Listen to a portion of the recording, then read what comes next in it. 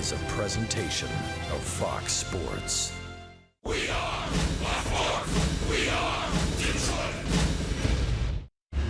Tigers baseball on Fox Sports Detroit is presented by Bell Tire.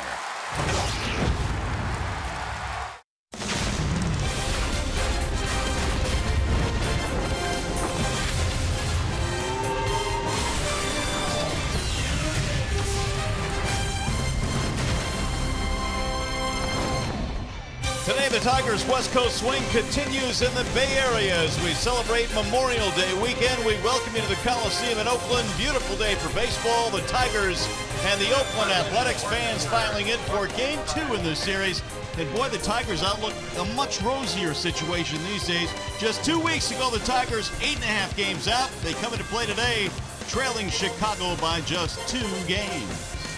Hi again, everyone. Welcome to Tigers Baseball. Mario and Pemba alongside Kirk Gibson. Glad to have you with us for the Tigers and Athletics here today. And Gibby, what a difference 2 weeks makes. All of a sudden, the Tigers have their swagger back now. They do, and you know, a lot of people were in a panic. The Tigers go 9-2. The White Sox go 3-9. From 8.5 back, they're now 2 games back. They're making their move, but there's a lot of season left for everybody to make their move, but they're coming together as a team. I think they realized through the tough times, just stay with the process. The coaching staff did a great job, and now they're starting to go a little bit. Yeah, they are, and they're also showing some depth within the pitching ranks in the organization. Matt Boyd will make the start today. The Tigers a whole lot deeper in that respect. They are. Matt Boyd's kind of the next in a wave of young guys the Tigers have restocked. Got a taste in 2015, 1 game in relief this year.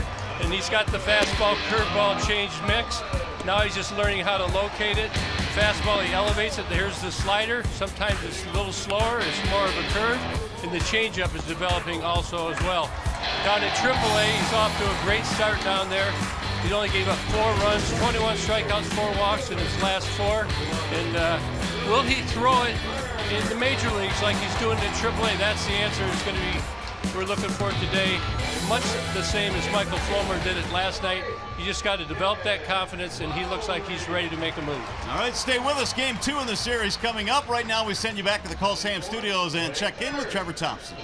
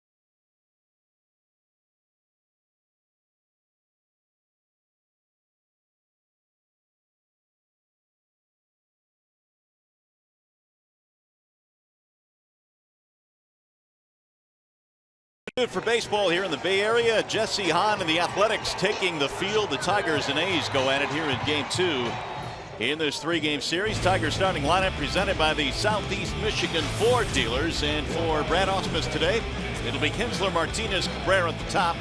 Victor, then Castellanos and Justin Upton in the middle. Cameron Maben just continues to hit a 10-game streak now. Saltalamacchia catching, and Iglesias is the shortstop today for the Detroit Tigers. And they are facing the right-handed offerings of Jesse Hahn. Yeah, Jesse Hahn, fastball 93 to 95, can get above that. Curveball change. Control is his key. Did have Tommy John surgery. Actually, arm was hurting last year, but they thought they were going to have another Tommy John surgery. Did not. Feeling good this year, and he shut the Tigers down in his last 2 appearances against them. Let's take a look at the Tim Hortons, the starting lineup, starting defense brought to you by Tim Hortons, the Oakland Athletics. Coco Chris, Billy Burns, and Jake Smolinski across the outfield. Danny Valencia at third. Marcus Simeon, Jed Lowry up the middle. Billy Butler at first, and Josh Begley is starting behind the plate. And he'll be catching Jesse Hahn. What a spectacular afternoon here as Bob Melvin and the A's take on Brad Ausmus and the Tigers. Bob Melvin, his 6th season as the Athletics manager, and his team's struggling a bit right now. The Tigers beat him last night. The A's have lost 7 of their last 8. And we'll see if the Tigers can continue to take advantage of that string as Ian Kinsler stands in. It'll be Kinsler, Martinez, and Miguel Cabrera in the Tigers' first inning. Ian had another big night last night. He was 3 out of 5. And the first pitch of the ball game, a strike called. You know, you talk about this A's team struggling. Not too long ago, they went to 3 straight postseason appearances, and since then, they've changed their roster, and it has not worked. Not a good mix. Andy Fletcher, the home plate umpire, coming out to have a chat with Jesse Hahn. He's doing something that he can't do. Oh, he's going to ask Joe West. Uh-oh. Well, when you bring Joe West into the conversation. Well, he knows the rule book. I know that. But, you know, there are some rules that are not strictly enforced. I guess that's the right way to say it. But we've got a group meeting out there, and keep an eye on Bob Melvin to see what. Oh, it's a wristband. Can't have that. Making him take it off, it looks like. I believe that you like if you have sleeves on, both sleeves have to be of uniform length, have to be the proper color. It looks like they're giving him something that's green that goes with the uniform that he can put. Oh, there you go. That tells you might have a tender elbow, huh? Gonna put that on the arm. That's generally what you do. Little sleeve going on now for Hahn. I was going to say, if there was something that wasn't right in terms of the color of a wristband or something, you probably would have noticed that during his warm-ups. And they're making him put one on the other arm as well. It's supposed to be uniform. He doesn't need it on his left arm, but he does on the right. Keeps that heat in there. Brad Ausmus is back. Good to see him. 3rd season as Tigers manager. There you can see his record so far, and the team's played well since he's been gone. Geno's did a good job, but full staff back in play tonight. Meanwhile, the count is 0-1 on Ian Kinsler. Ian stands close to the plate, and he shoots one down the right field line, base hit. Kinsler is aboard to start this one.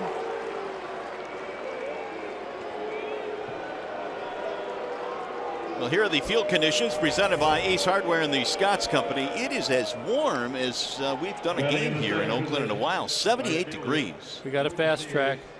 It's a little wet right now, but it's going to dry up really quickly, and the boys are going to be flying around the bags today. Here is J.D. Martinez. It is Josh Reddick bobblehead day today here in Oakland. You like bobbleheads? I do. I got a bunch of them.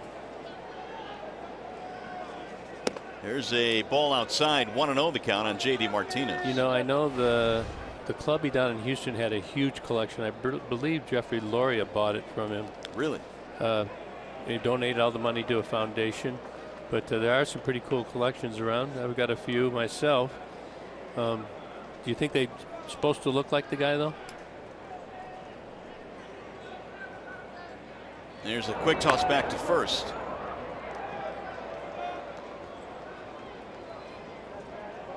Here is Josh Reddick. It's his bobblehead date today, but he can't play because he has a broken thumb. You see the wrap there on the left thumb. Of course, Marlins Park down in Miami has that bobblehead museum. So they are a big part of baseball. There's a ball high to Martinez. Now you may have noticed Kinsler jumping off the bag in this previous pitch, and Hahn did not want to throw that ball over to first base. So we always talk about taking notes and understanding what they're going to give you, and see if Ian doesn't make a run at it here. Doesn't appear that Hahn's comfortable picking over to first.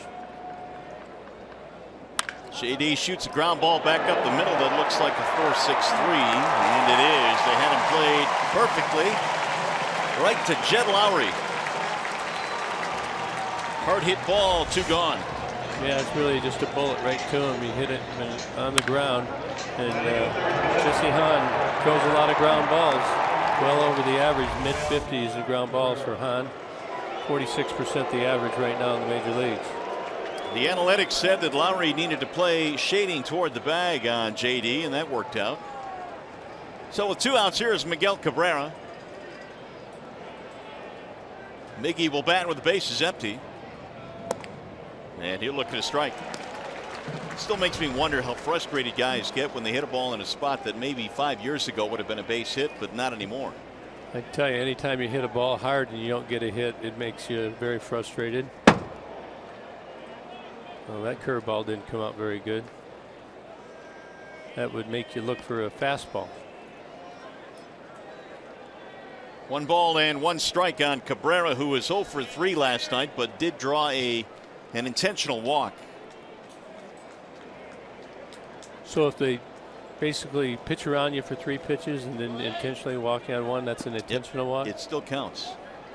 You can go to 3-0 and then stick your arm out for ball 4 intentionally, and it'll go as an intentional walk. Victor waiting on deck. Hahn brings home the 2-1 pitch. Miggy bouncing ball to short. Semien has it there. And that'll be it for the Tigers in the first inning. No runs, 1 hit, nobody left. Here come the A's in the bottom of the first.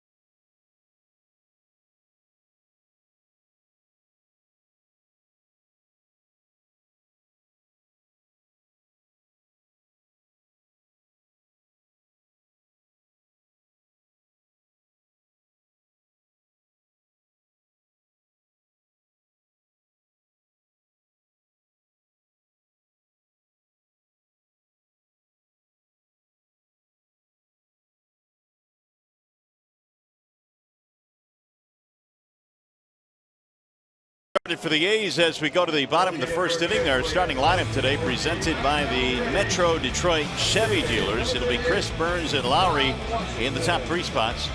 Valencia cleaning up, then Chris Davis and Billy Butler, whose career has been really good against the Tigers. Fegley, Semien, and Smolinski rounded out, and they are facing Matt Boyd, presented today by Family Heating, Cooling, and Electrical. Matt's excited to be back, acquired for David Price Fastball, curveball, and change. He's getting much more consistent with his pitches. He realized that he's got to hit his spots. Back for more seasoning.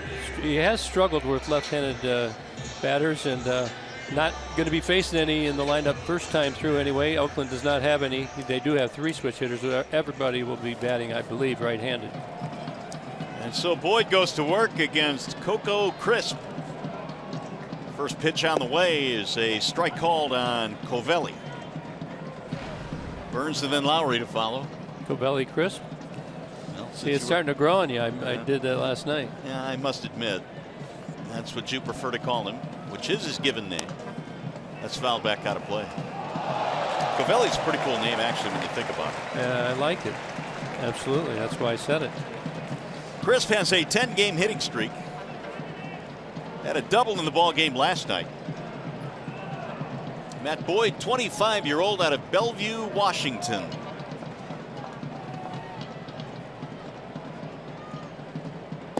Checked his swing. I don't think he went. Ooh, he did. He did. Said first base umpire Ramon De Jesus. It'll be a strikeout, 1 gone. Starts with the fastball, finishing off with the slider underneath the hands. Coco tries to hold it up, but he can't do it. 1 away. Here's Billy Burns for the Athletics. I've watched the bunt here. I'd be way in if I was Castellanos. Biggie seems to be in a bit on the edge as well. Strike 1 to Burns. One thing, if you watch Matt Boyd's follow through, he doesn't really fall off too much. That's one of the things that give pitchers trouble if they fall off on their follow through. Pretty much straight up. Should allow him to get off the mound quickly should he have to field a bunt. No bunt now with a count 0-2 on Billy Burns. Batting .266, was 0 for 3 last night against Michael Fulmer. The Athletics had all kinds of trouble getting base runners against Fulmer. Emergency hack, and he fouled it back out of play. Let's take a look at Matt Boyd in his motion. I believe he comes up. He's got good balance point over the rubber. You see, very controlled. Splits the hands and the arms. And as I said, doesn't follow through and fall off too bad. Swing and a miss. A pretty good start here. A couple of strikeouts for Boyd. 2 away. Quick, too. Not messing around. We like quick. Jed Lowry stands in. We like quick victories.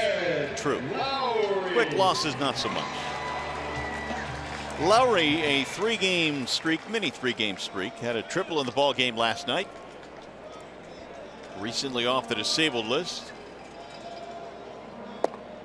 And Boyd is continuing to fill up the strike zone.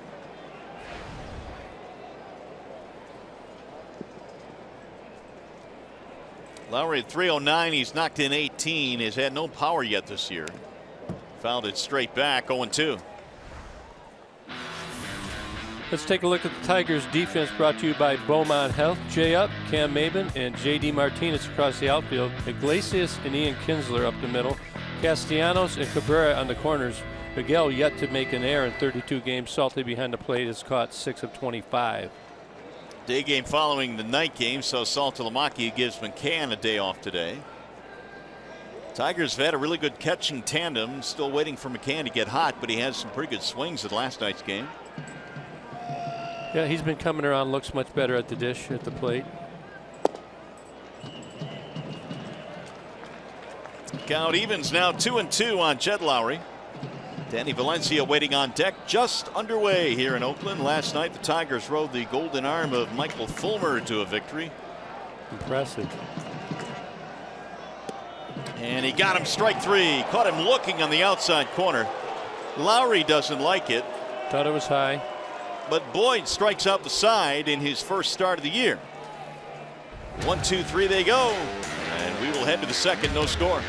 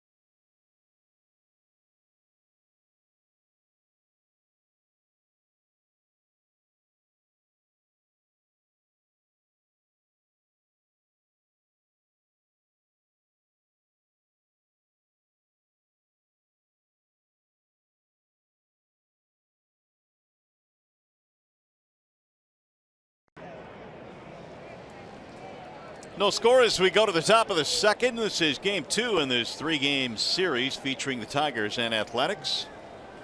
And the Tigers now have Victor Martinez leading it off on a spectacular day here in Oakland. It'll be Martinez, Castellanos, and Justin Upton.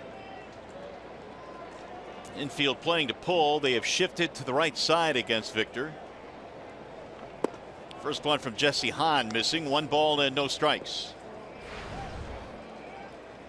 You can see Victor in 46 games, 335 average, really doing well with runners in scoring position when he comes up behind Miggy. Just off the plate. 2-0. Victor this year 382 with men in scoring position. Here's that shift that they employ.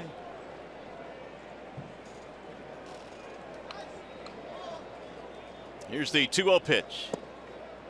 3-0 on Victor. Going off speed. Get behind in the count. You see a lot of it any baseball game that you watch. That's the main difference. And they can throw it for strikes if they need to.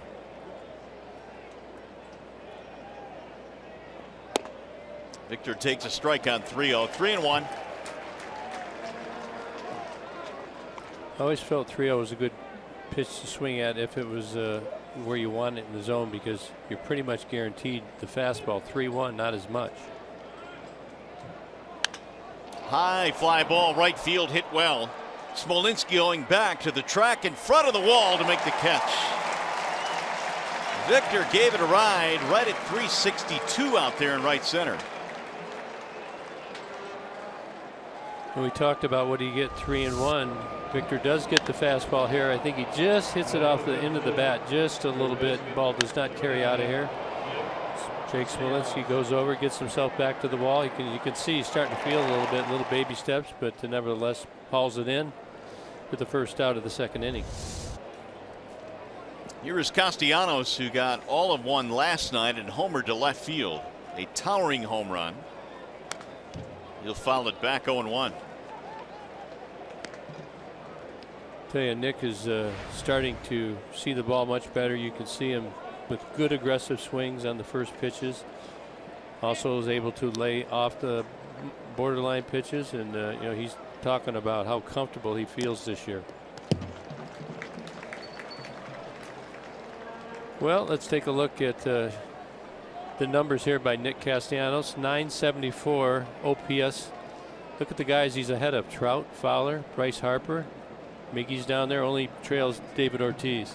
Our Chevy Silverado most dependable player, Nick Castellanos. That's a pretty heady list of folks there, and he takes strike 3, and Nick not real happy with Andy Fletcher. Still barking as he heads back to the bench. 2 gone. Well, you can see they want it up high, and we don't have Fox tracks. Yep, it's on the corner. That's how remember they pounded him in early. It gets the hitter looking inside, and then when you see one away, you have a tend to give up on it and take it. And that happened there. Good pitch just on the corner, and Nick goes down. And the way that ball was received by Fegley, it kind of fooled you into thinking it might be outside. Yeah, he actually traveled away from the strike zone. Here is Upton now with 2 outs, and he'll take strike 1. Upton last night was 1 for 4, had a single to right field, batting .224 on the season. Tell you, I like to see Nick's got a little fire lit under his belt this year. Much more vocal. It's probably hard to be when you're a rookie. You know, your first couple of years in the big leagues, I would think, you know, are you taught not to talk to umpires like that? Well, you don't want to leave a bad first impression, I guess, because you got to deal with these guys for the rest of your baseball career. And if you go, you know, 10, 20 years, that doesn't make sense to bark at them early. But as he's become more and more comfortable now, Castellanos has spoken his mind at least a little bit more this year with home plate umpires. Well, the other thing is he's more confident, so he doesn't really care. You know, when you don't have your confidence as a rook or a younger player, you tend to keep your mouth shut. But now he feels it doesn't matter. He can still perform and do his job. Here's the 1-2 pitch. Upton sends a ground ball left side of the infield. On the move, Valencia throws him out. It'll be a 1-2-3 inning for Jesse Hahn. We'll go to the bottom of the second in Oakland.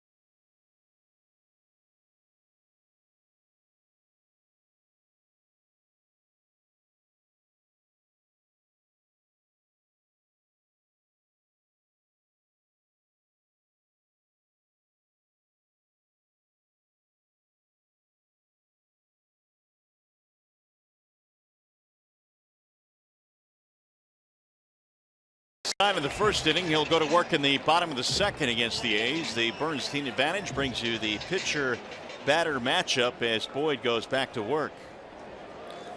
Yeah, the A's 243 team batting average versus left-handed pitchers since 2001, second worst in the American League. Seattle's the only one beneath them. Darren Bush, the hitting coach of the Athletics. There's a ball outside. In the first inning, Matt Boyd threw 12 pitches, 10 of them for strikes. Yeah, it's pretty amazing. And Jesse Hahn threw 9 pitches, 5 for strikes. That's a pretty good ratio by both of them, huh? Off to a quick start on both ends. Guys are chucking down the middle. And Boyd has worked at a very crisp pace early in this game. Just thinking when he was out there in the first inning, how hyped up and pumped up he was. Went down to AAA, realized why he had to go down there, comes back up. But even more so, who's probably more nervous than him? Parents. Oh, there's no doubt about that. You know, you got the family. I'm sure you're all around the TV. If you're not here right now, as some of the families watching, so welcome and enjoy the ride. 2 balls, 2 strikes. Boyd did make one appearance for the Tigers earlier this year. That was in relief as you look at some of the numbers at Toledo. And that was that game in which Shane Green had to leave with a blister. Swing and a miss. Man, what a start for Boyd. 4 up, 4 down, 4 punch outs. Well, if you look at this pitch, he throws the fastballs earlier. And now this is a pretty, look how late and sharp it breaks. Starts in the zone. Looks like it's going to be in the zone to the hitter. And out of the zone it goes. Too late for Valencia to hold up. Change his mind. Here's Chris Davis with 1 out. Boyd right now, Gibby's on pace for 27 strikeouts. Oh no. 0-1 on Davis. You couldn't ask for a better start. Just stating facts. Davis at 233, 13 home runs.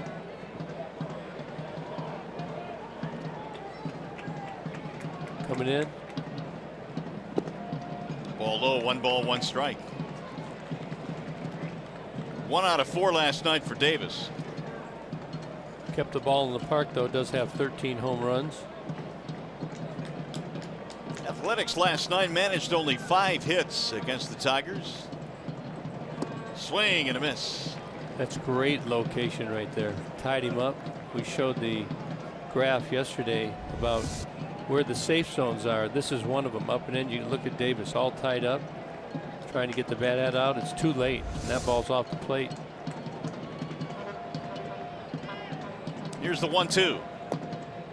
2 balls and 2 strikes on the power hitter Davis. It's funny how you look at splits sometimes. Here's the exit velocity. Yeah, this is up and in. You can see right here.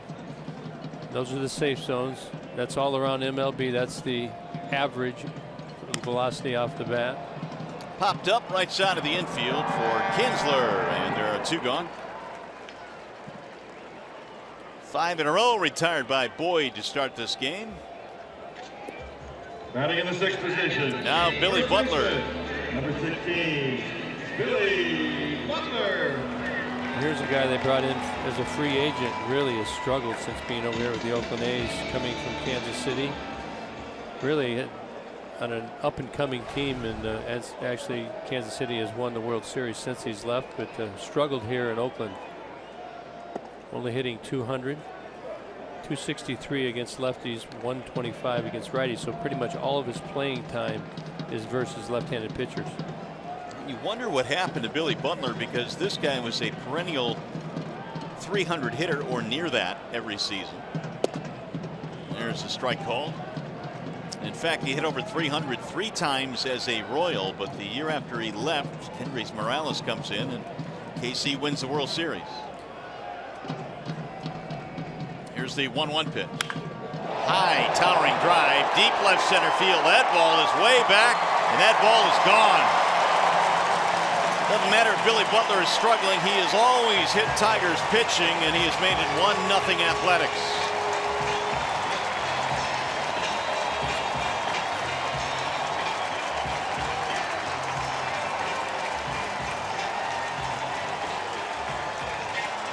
Well, this pitch just is down the middle of the plate.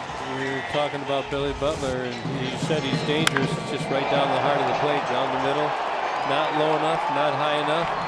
He gets it all. Tigers trail 1-0. You can tell Matt Boyd knew it. He didn't even turn around. Butler hits his first. And now Josh Phegley.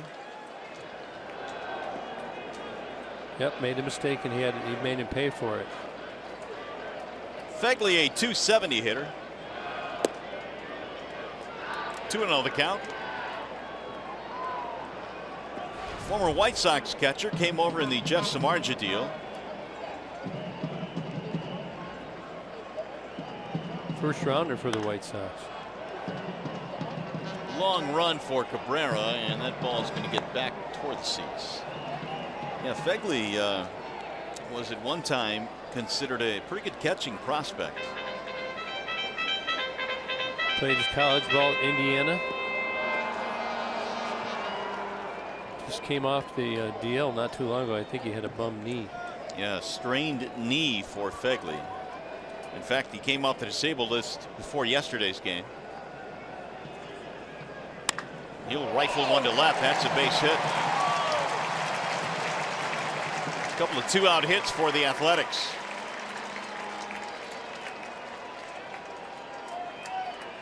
Looks like a breaking ball turns into more of a slider. Just doesn't break as much as Matt Boyd wanted it to, and not as much depth. Phegley gets the bat head on the ball. Again, right down the heart of the plate. Matt started with 4 strikeouts and working on the corners since then. Caught the middle, and the A's are on it. Here is Marcus Semien. He has hit 10 home runs this season. Semien was 0 for 3 in last night's game. That home run, by the way, by Butler went 445 feet. That's a poke. He got all of it. Here's the 1-0. Pulled the third foul. But this Oakland team fairly aggressive. So you got to make good quality pitches. Get him on the corners, get him down top and bottom of the zone. A's came in batting .242 as a ball club toward the bottom of the American League. Up and in.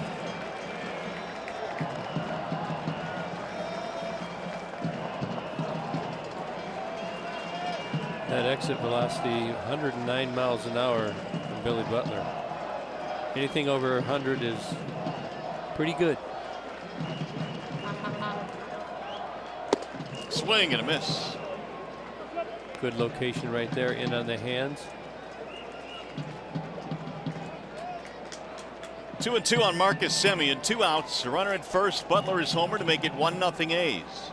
Having a little conversation with his manager now, huh? What do you see?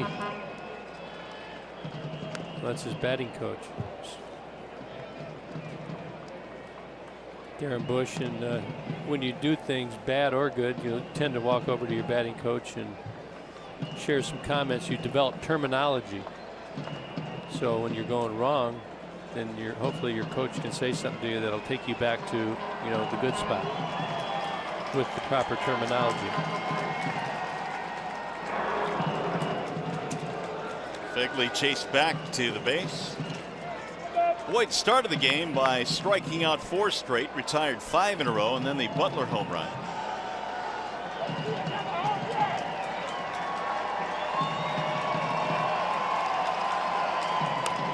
Soft ground ball to right side, base hit. Phegley is on his way to third. He'll make it. And now the Athletics have 3 straight 2-out hits. Semien singles to right field. It's not a bad pitch. Looks like it's down the way. Semien just stays on it.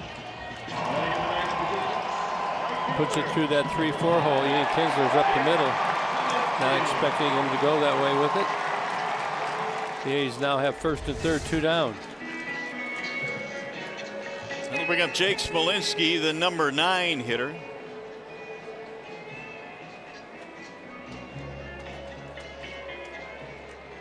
Smolinski is off to a 3 for 18 start. He was called up on May 20th from their AAA team. Yet to have a hit off a lefty. Let's keep it that way. Yep.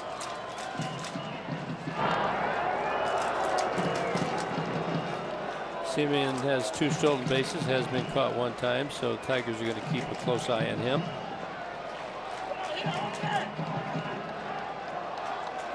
Talking about Matt Boyd's first outing of the year for the Tigers in relief of Shane Green. He went 4 2/3 in that game. That is pulled foul and just foul to left field. Searching that fastball, and he got it. 0-1. Here are the numbers. It was almost a start for Boyd. As it turned out, 69 pitches. Did walk 3 that day and struck out 2. 69 pitches. His only other major league appearance this year.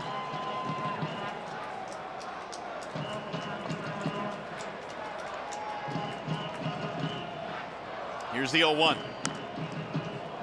Now 0-2 on Jake Smolinski.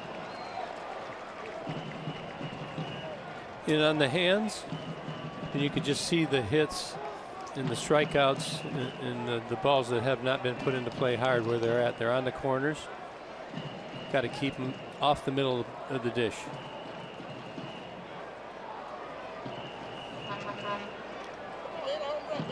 Get in there now. Laid off. 1 ball, 2 strikes. That was the 26th pitch of the inning for Boyd after throwing just 12 in the first inning. And it all started with the 2-out home run by Butler. Total of 38 now for Matt. Get in there now. The 1-2. High again, 2-2. You know, if you ever get a chance to come down to a ballpark, get there a little early, watch BP. Watch, you'll see pitchers down there throwing their bullpens, right? Just watch how, with regularity, they hit their target. Now you put a couple of guys on, and it adds a little bit to it. It's much tougher. Overthrow a little bit. Maybe aiming the ball. Overthinking it. And Matt Boyd right now has got a lot in his mind. Man on first and third and 2 down. 2-2 count. Take your hat off there, Mario. 2-2-2. You've heard of that one. I have. Now the 2-2. Swing and a miss. Smolinski is out of there, and that'll short circuit the rally. They'll settle for 1 run.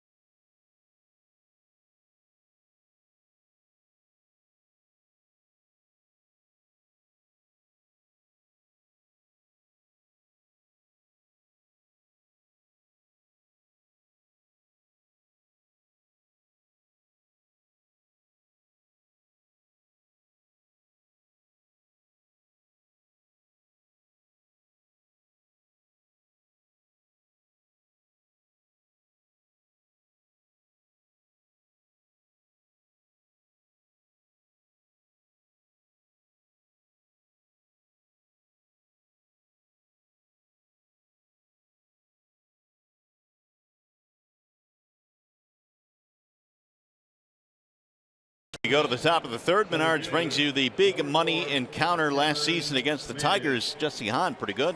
Yeah, you can see both appearances went 9 innings and no earned runs in May, and then in June turned right around, 7 innings, 1 run, 10 strikeouts, only 2 walks. So he's given the Tigers trouble. And overall, left-handers have slowed the Tigers a bit, and don't really have one answer for you on that one. Say ball high to Cameron Maben. Well, 528 for Maben, showing no signs of slowing down. Had another big hit in the ball game last night. 600 off of lefties. Say ball outside.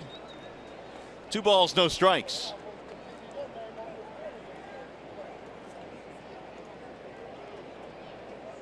Maben now a 10-game hitting streak. That's in there, a strike call. He's been on base a lot, lots of running hard.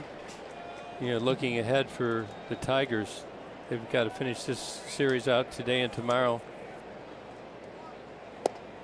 Then they have the Angels for 3, get home late, early in the morning, played Baltimore, so they're going to have to start giving their regulars a day off here somewhere as they get close to that New York Yankee makeup game. Maben sends a ground ball back up the middle. Semien. And he got him by a step, maybe less than that. 1 out. And it'll bring up Saltalamacchia.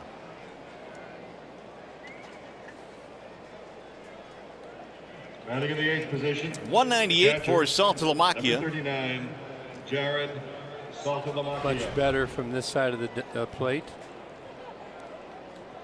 7 home runs, 19 RBI. That's pretty good. He filled in nicely for James McCann when McCann was on the disabled list. Now pretty much a daytime catcher for the Tigers right now. Let's look at his splits. Right-handed, only 136, 217 lefty. Slugging better as well from the left side.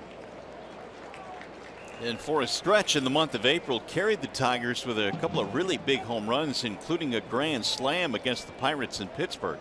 Game winners. Yeah, those are always special, and Saltalamacchia has had a few of those this year. The 0-2. Swing and a miss. Down he goes.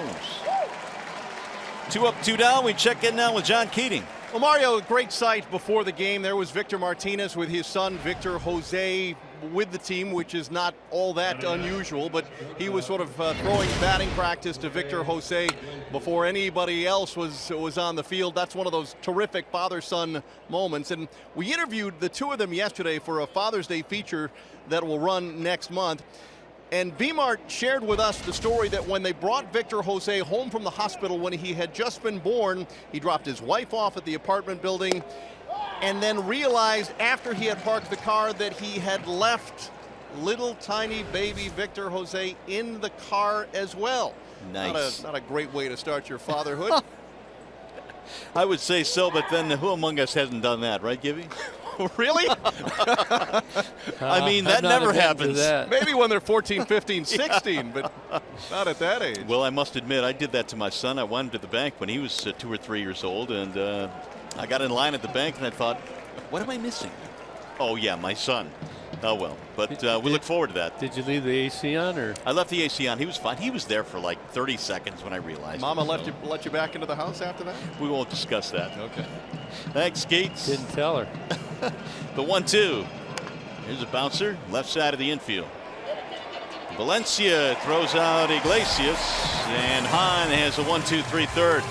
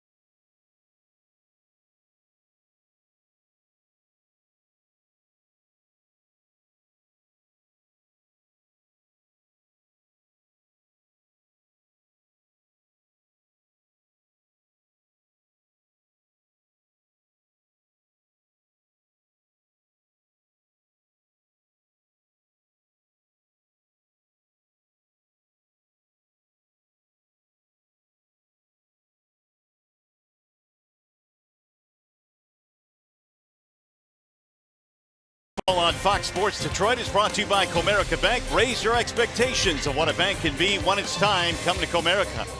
Ram Trucks, come discover great deals during the Ram Drive and Discover events.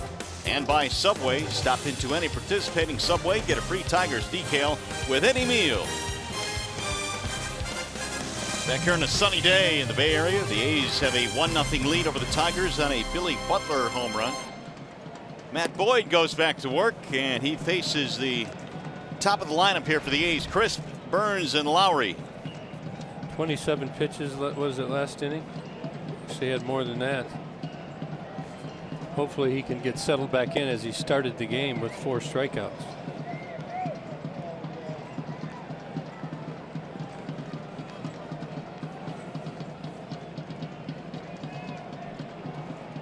One ball and 1 strike on Coco Crisp.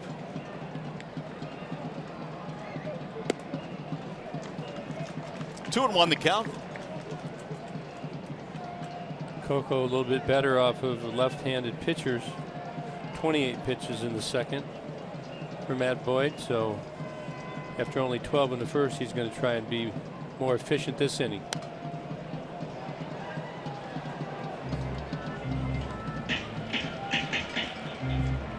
And one of the things you have to deal with as a player is you come out and you're all confident, you're upbeat, you're positive, and you get your armor chinked up a little bit.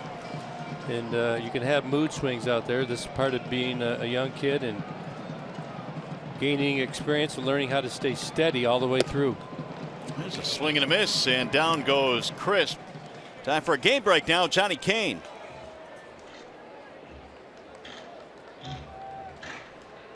Now batting center fielder, number 1, Billy Burns.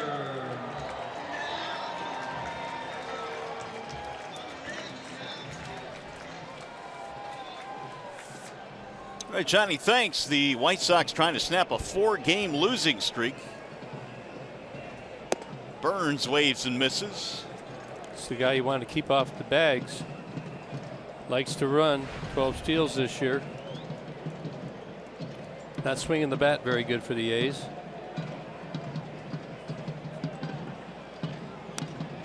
Fouled straight back, 0-2. Boyd has 6 strikeouts now, which is 1 shy of his career high of 7 that he established last June against Texas. He has struck out Crisp twice. Burns floats one out there to right field. JD coming on to make the play. 2 gone. Well, we talked about it in the open. Let's look at the standings. Through May 14th, Tigers back there 8.5 back. Now batting Put second together a good baseman, stretch, gone 9-2. Now you see, as of today, only 2 back. They will be meeting up with the White Sox 2 series as we get into June, so they'll have a chance to take down the White Sox. You also have Cleveland and Kansas City. They're right there. They're in a pretty tough division this year. 4 of the 5 teams over 500 or equal to it. Oh, nice try, Miggy. That's a great attempt there by Cabrera. And as you were talking about last night, anything hit in foul territory here, you have to at least imagine that you've got a shot. It's like playing center field anywhere in the diamond. You've got so much room. Pretty much if you take off, Miggy right here, he takes off full speed right here. He's running full speed and he still doesn't reach the wall. So it's nice that you don't have to deal with the wall right there. Good try by Miggy. Lowry struck out in the first. Fly ball right field. JD going back. Has the beat on it, and it's going to be a 1-2-3 inning for Matt Boyd. And we will go to the 4th.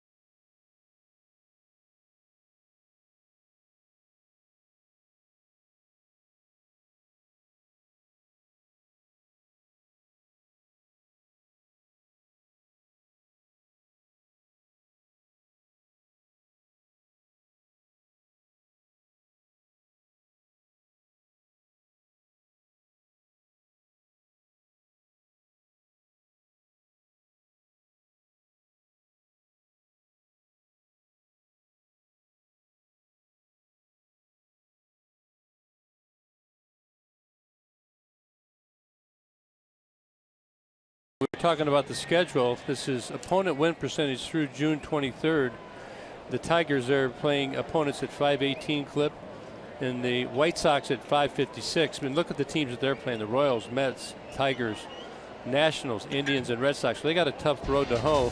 Just kind of time to make a move should we stay healthy.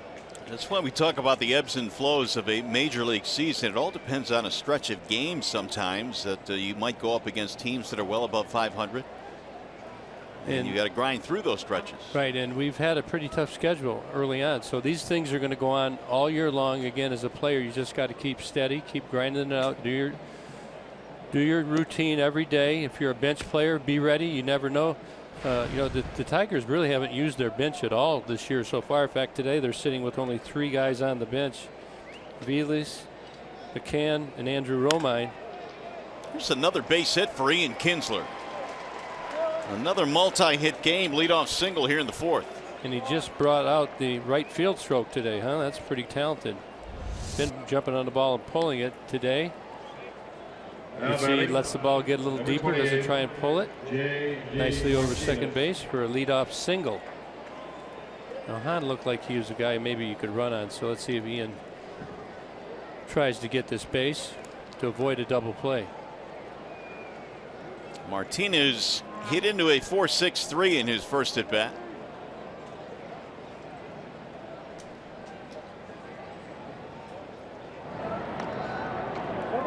Hahn keeps a close eye. That's not a very good move so far that we've seen. He's thrown over a couple times on Ian. Once in his first at bat, once here.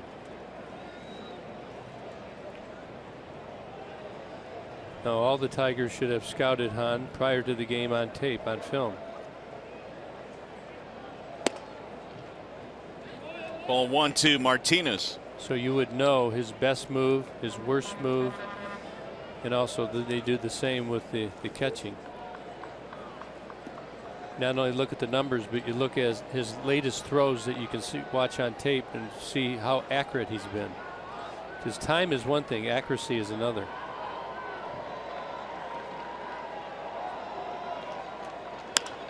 Ground ball to third, foul. 1-1 on JD, who had an RBI triple in last night's game in the 9th inning.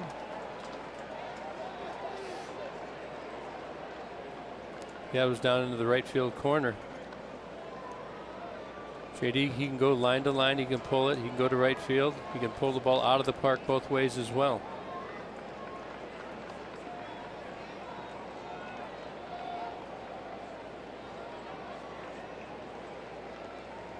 Swing and a miss. That's amazing, some of the brute strength on some of these Tigers hitters when you have guys like JD and Cabrera who can easily flick the ball over the right field wall. We've seen Victor Martinez hit an opposite field home run this year. Castellanos can do the same. Jay up, we need to get him going. He's capable as well. Runner goes on 1-2. It's outside. Throw down to second. Tag is not in time. Stolen base. They'll be looking at it, but he picked a good pitch to go. He's been running about 1-2-5, 1-3, and he was a 1-4 on that pitch. Really leads the hands up in the air.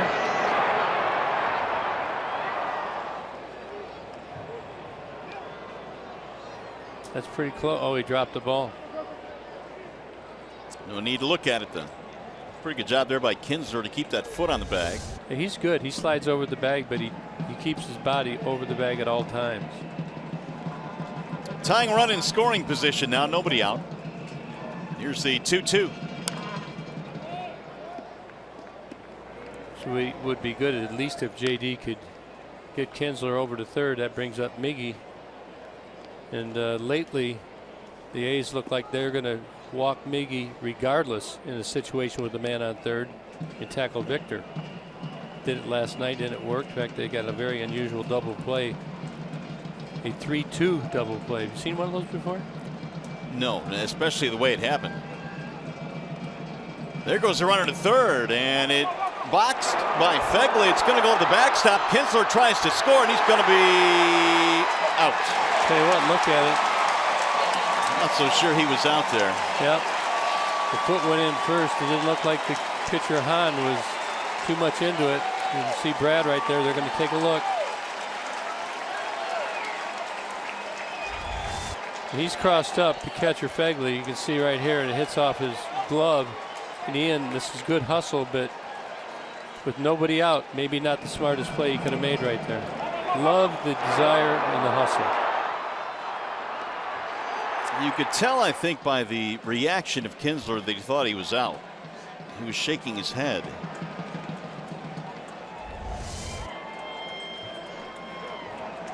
Appears that they're not going to challenge. Well, what a huge play in this inning.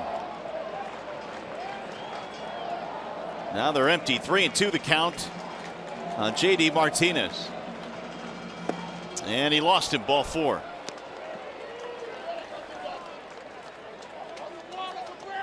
First walk of the ball game for Hahn.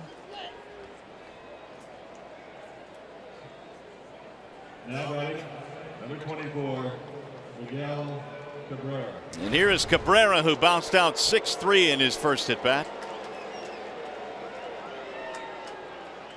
Miggy batting .315.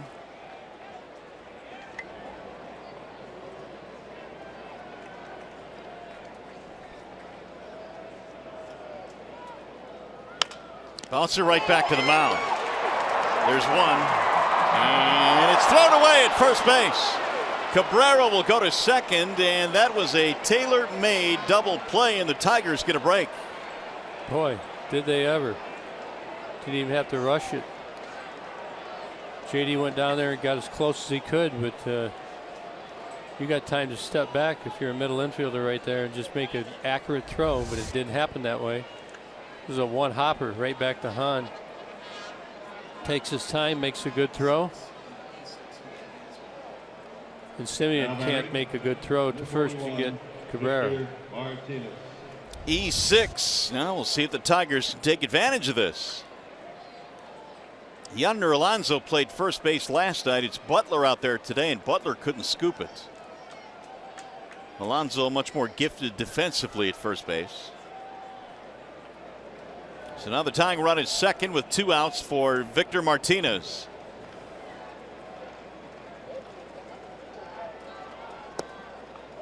In there, a strike called. This has been an Athletics team that has struggled defensively. That is their 37th error of the year, most in the American League. Yeah, they're up by 7 or 8 to the next team, aren't they? They are. It's a pretty wide margin, and they're in fact 3rd most in baseball. And going back to the Ace teams that went to the postseason in the 3 years in a row, look at their defensive numbers. They pitched and they defended very, very well. So maybe just not constructed the way it used to be. 2015, most errors. Oakland's up on top, 163 errors. Puts a big strain on your pitchers. And not only do they have to overcome it, but adds lots of pitches to their pitch count every error that is made. Ron Washington has been working diligently with their infielders here on the defense.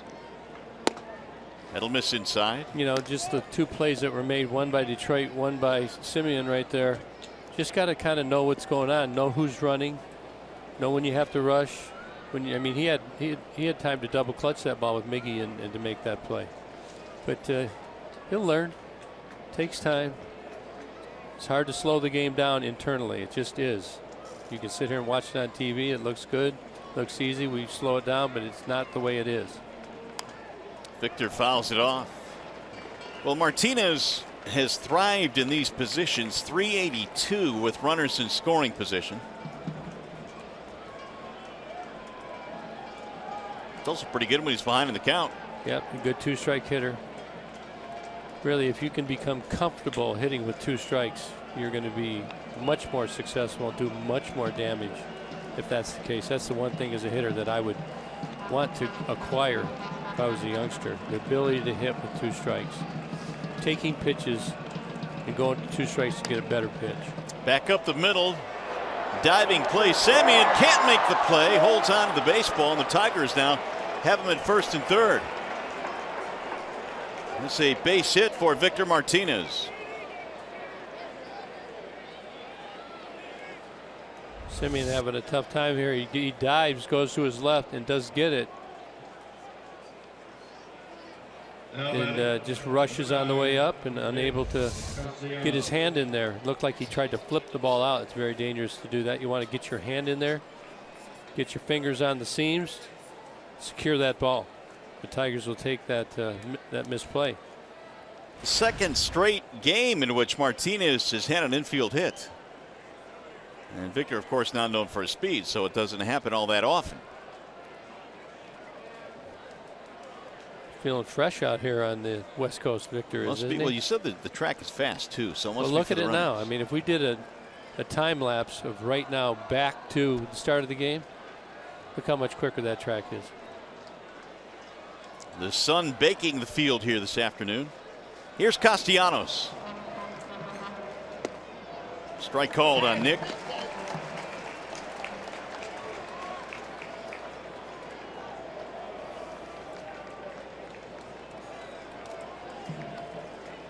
Hahn's been starting those Tiger hitters out with the breaking ball when he's got runners in scoring position.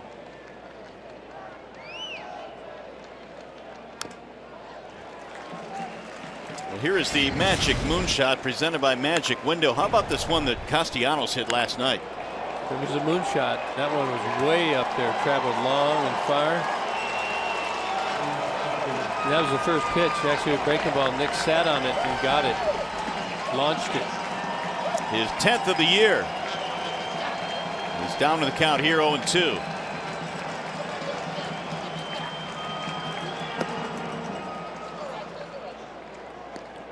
Tell you what, you look at Hahn, he's got a pretty sneaky fastball, velocity up around 95, but he's got long levers.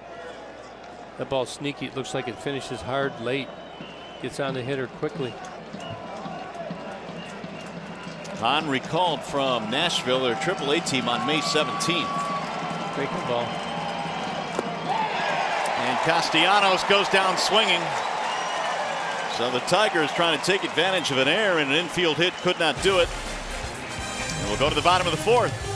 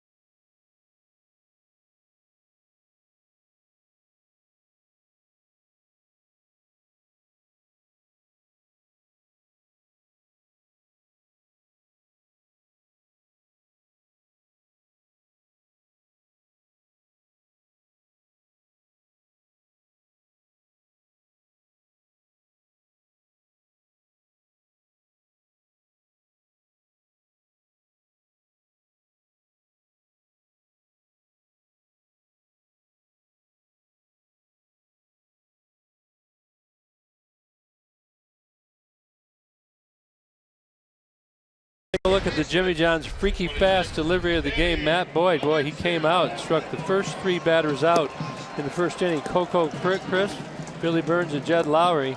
Then in the second, he got Danny Valencia, but then got tagged for a home run by Billy Butler along with the left field. That 28-pitch inning has since settled down. Tigers trail 1-0. Danny Valencia leads it off in the bottom of the fourth. Boyd has retired the last 4 straight. 6 punch outs in this game for the left-hander. Came with the changeup right there. Been seeing mostly fastball, curveball, like slider. His curveball and slider sometimes run together a little bit. Now he's breaking out the change. That's in there, a strike. I've heard pitching coaches and even some pitchers say that they don't like throwing the slider and the curve because it's hard to master both of those pitches. I would agree. No question about it. The 2-1 is fouled away, 2-2. And they're both great pitches that they're working, but if you can't execute them all the time with the consistency and you hang one like a slider, you can see it as a hitter, just like a big dot on the end. That's why they call it a cement mixer. Breaking balls the same way, so you do have to master those pitches. Another changeup. That's 2 so far to Valencia. This guy likes the fastball most of all. He can hit a curveball should he sit on it.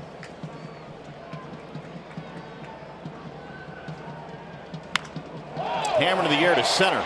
Maben going back to the track, to the wall. He looks up, and that ball is gone. To dead center field. Danny Valencia hammered that thing, and the A's have a 2-0 lead.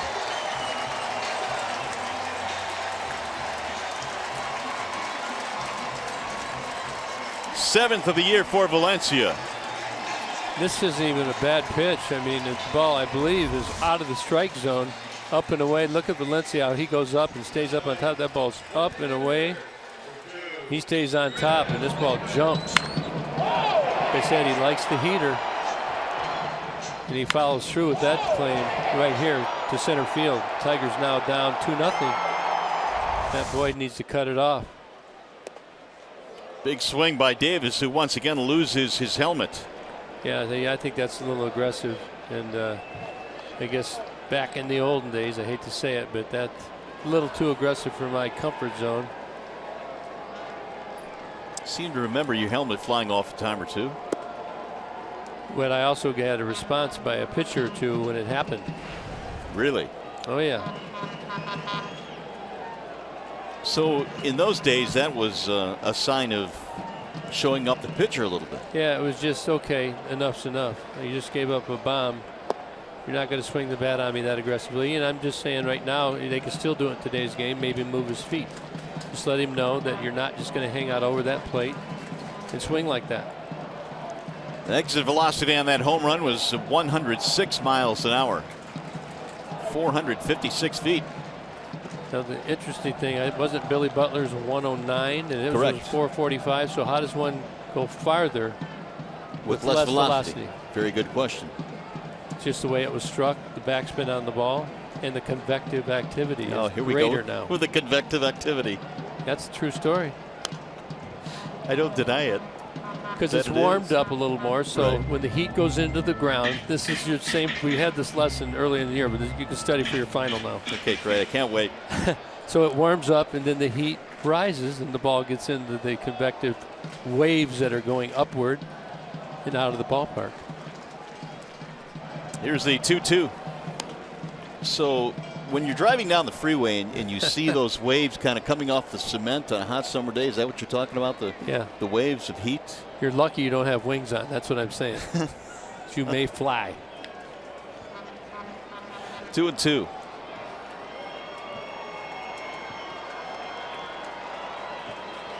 Now Boyd with the 2-2. Fouled back out of play. Good pitch there, down and away. Again, I don't think that is a pitch that he threw to Valencia that many guys are going to hit out of the park. So you just have to learn to move on, young Matt Boyd. Get out of this inning.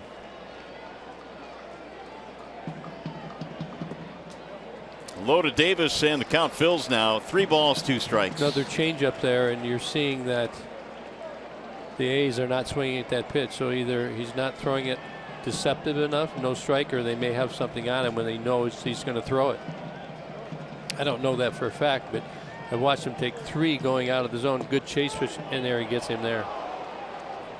Well, Davis shakes his head, but he's out of there, and that's 7 strikeouts now for Boyd, which equals his career high in the big leagues. Stay tuned to Tigers Live. Following the game, we select the Fox Sports Detroit Tigers Player of the Game, presented by McDonald's. Stop by for your breakfast favorites, now being served all day. Here's Billy Butler. Tell you what, those guys do a great job on that post-game show. Learn a thing or two. Very good. Ball inside to Butler. Yeah, they've got it broken down just about every which way you possibly can. Simo, Rod, and the boys, great job. Butler homered in his first at bat. He'll take a ball low.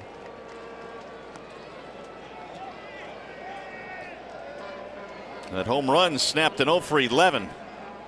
Now, Butler came into this game struggling. Sends a chopper to third base right at Castellanos. 2 gone. Hey, Thursday, June 2nd, the Tigers battle the New York Yankees. It'll be a 7:40 p.m. start. Great seats are still available. If you'd like tickets, visit Tigers.com or call 866-66-TIGER. That is a game that was not on the schedule originally. It's a makeup game, the rainout makeup. So the ball club flying back home all night from the West Coast, and they'll take on the Yankees that evening. Be a good challenge for the Tigers. It's quite the trip. Got to play a game that night. It'd be tough for you too, huh? You can do it. Well, we'll get through it. You and Rod will be doing that ball game. Sleep quick, get to the ballpark, do a game. We kind of did that last night. We did. Brought back memories. You know, you get home at about 11:30 at night, and the bus is at 8:30 the next day. Get yourself up, get yourself going, get yourself into another battle. What you live for. The Major League Baseball season is one long battle. There's a line drive foul. I think the great Vince Scully once said that the baseball season, the best way to put it is the baseball season consumes you. It's kind of like a marathon. I've never run a marathon. I don't want to. But I hear people telling stories about when they get to a certain mark, you want to kind of give in and think about quitting. This season will do the same to you. It is very, very tough, not only physically, but mentally. 1-2 is the count on Fegley.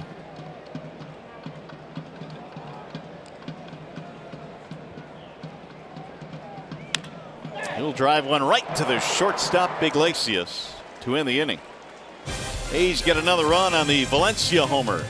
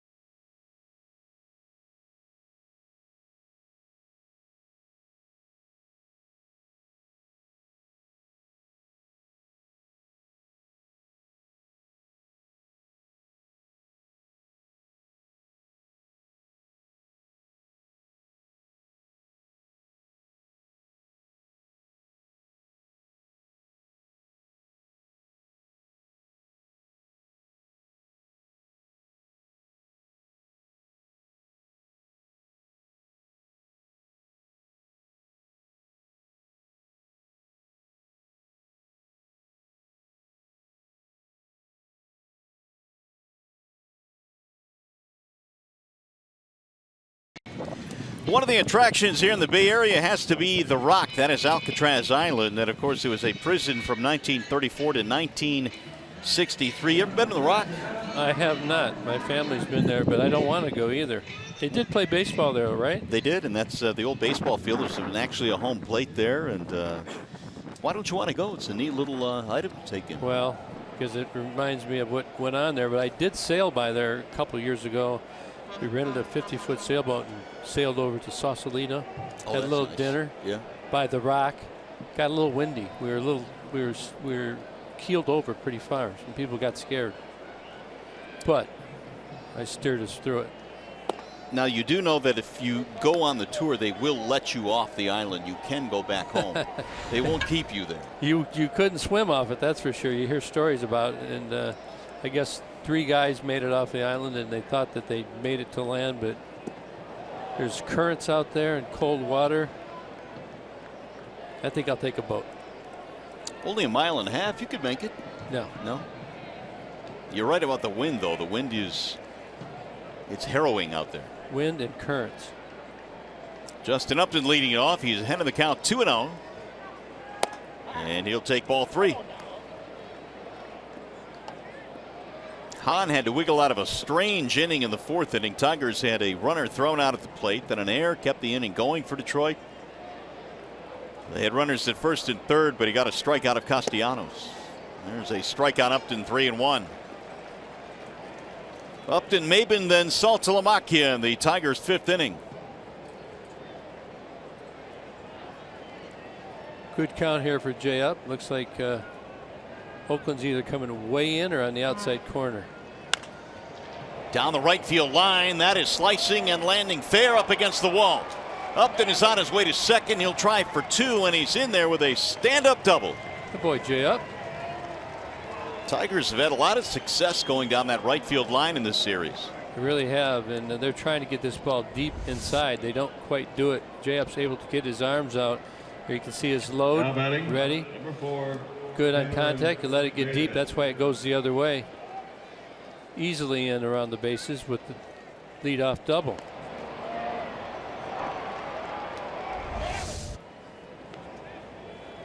Now let's get him over and get him in, or just get him in. Cameron Maben with a ground out in the 3rd. 10-game hitting streak for Maben.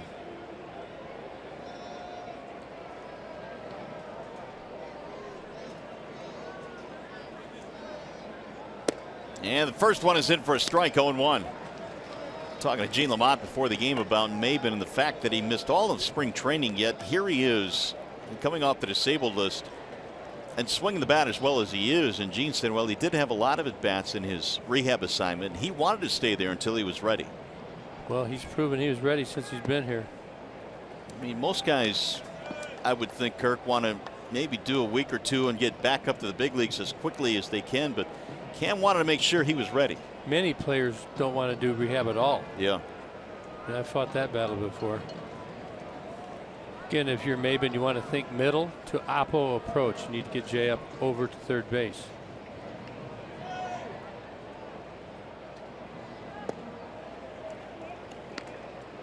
Well, you look at the alignment here, you're going to see the shortstop Simeon. He's moving in, and then he will tail over here pretty much straight up here at 2nd base with Maben. They are anticipating that he's going to try and hit the ball to the right side of the diamond, given the situation.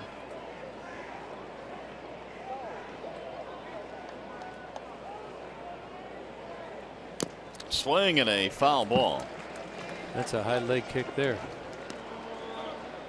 Tigers yesterday, despite winning the game, were 1 for 11 with runners in scoring position. Yeah, it started off 0 for 5, then I think they were 2 for 2. And they got a couple of runs there. Got to keep digging. It's frustrating, no doubt about it. Everybody wants to be successful and wants to do their job. Maben would not offer, and the count now has gone full to 3-2. Leadoff double by Upton here in the 5th. Tigers down by a couple of runs. See if he doesn't throw him a breaking ball here.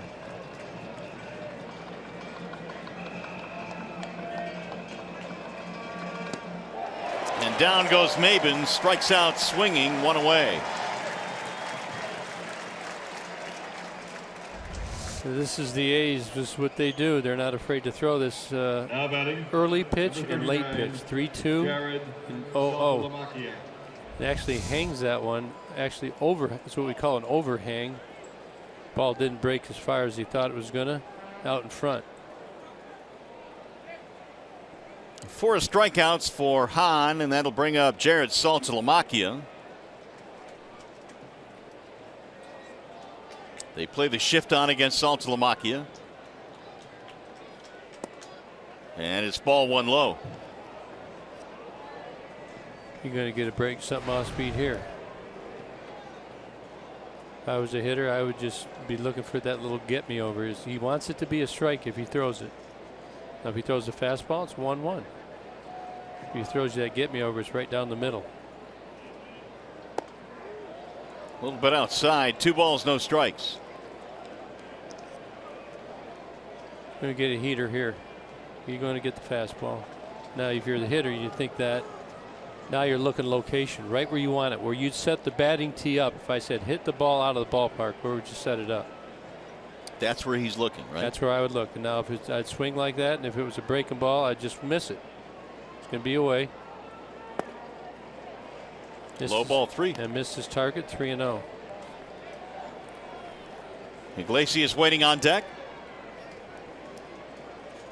Now, some might say you're being a guest hitter. Well, certain times, I don't know if you call it a guest hitter, but you watch the games and you realize what pitchers are going to do in given situations, and why not try and predict? I always claim that it's easier if you know what's coming than if you don't know what's coming. And he lost him, ball 4. That'll put 2 men on with 1 out. Hey, just a reminder, as you enjoy a cold one, to look forward to Miller Time later in today's game, brought to you by Miller Lite. Number 1. Okay. Jose Iglesias. Kind of warm out here today, huh? It is really hot here in Oakland this afternoon. That's good, though. It's finally Tigers getting some good weather. Yeah, once you get loose, you stay loose. You can see the catcher out front giving signs right there. He's letting the infielders know what base he's going to throw to should both runners try to steal. So you're going to throw to third, you're going to throw to second.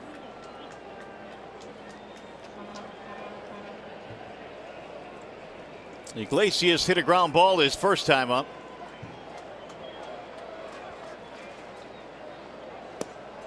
Strike 1 on Jose. I would take a look right here at Fegley. He's going to give the signs. Everybody's got the signs, letting them know where the ball is going to go should they advance. They'll do it on first and third as well. Are you going to throw to second? Are you going to arm fake it? Or are you going to throw it directly to third? You check him first, then throw to second.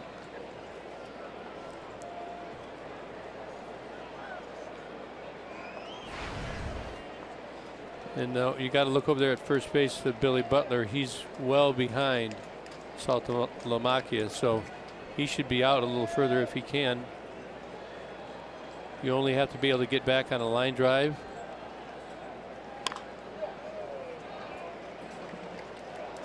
Now it's 0-2 on Iglesias. Come on, Iggy. This one you just got to shorten up, find a way. Almost have to will yourself sometimes. Get frustrated. Tigers have struggled a little bit with runners in scoring position. Shorten your swing way up, hit more foul balls, and if he hangs it, you have good results. Bouncing ball, third base side. They'll fire to second one. Relay to first, not in time. They'll get the force at second base of Saltalamacchia. That'll keep the inning going, though. 2 gone for Ian Kinsler.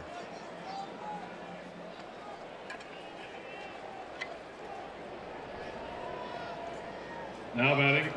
Well, Ian with a couple of hits so far this game. Hit on the fastball in his first at bat, something off speed on his second at bat. What are they going to lead him off with this time? He is 5 for 7 in the series. 20 multi-hit games, which is tied for most in the American League.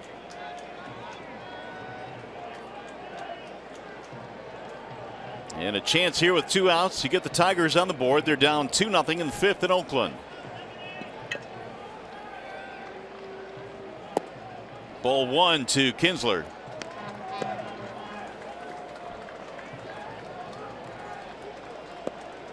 Hahn now is up to 72 pitches.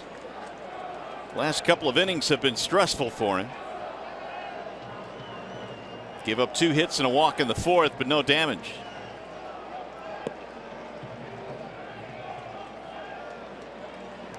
That'll get away. Is it deep enough? They're going to try and score the run, and they will. Nobody covers home plate. Upton comes around to score, and the Tigers are on the board.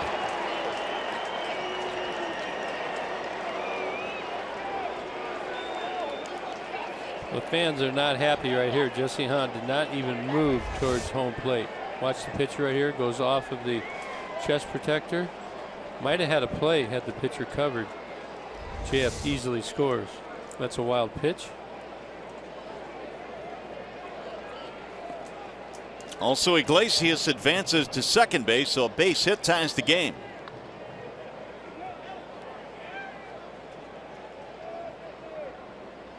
Now the 2-0. 3-0 on Kinsler.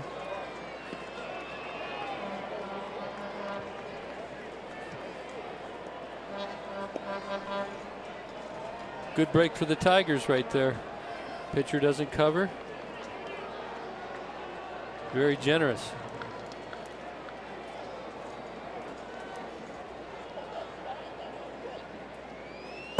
And he walked him. Ball 4 to put 2 aboard, and so the Tigers piling up some base runners now. Second walk in the last 2 innings for Hahn.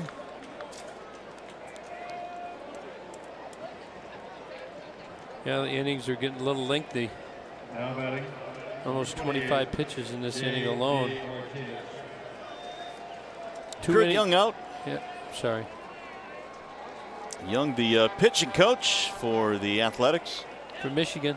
He's a Michigan man. Well, actually, Kurt Young is not here today, actually. Scott Emerson is taking his spot today, so let us correct that.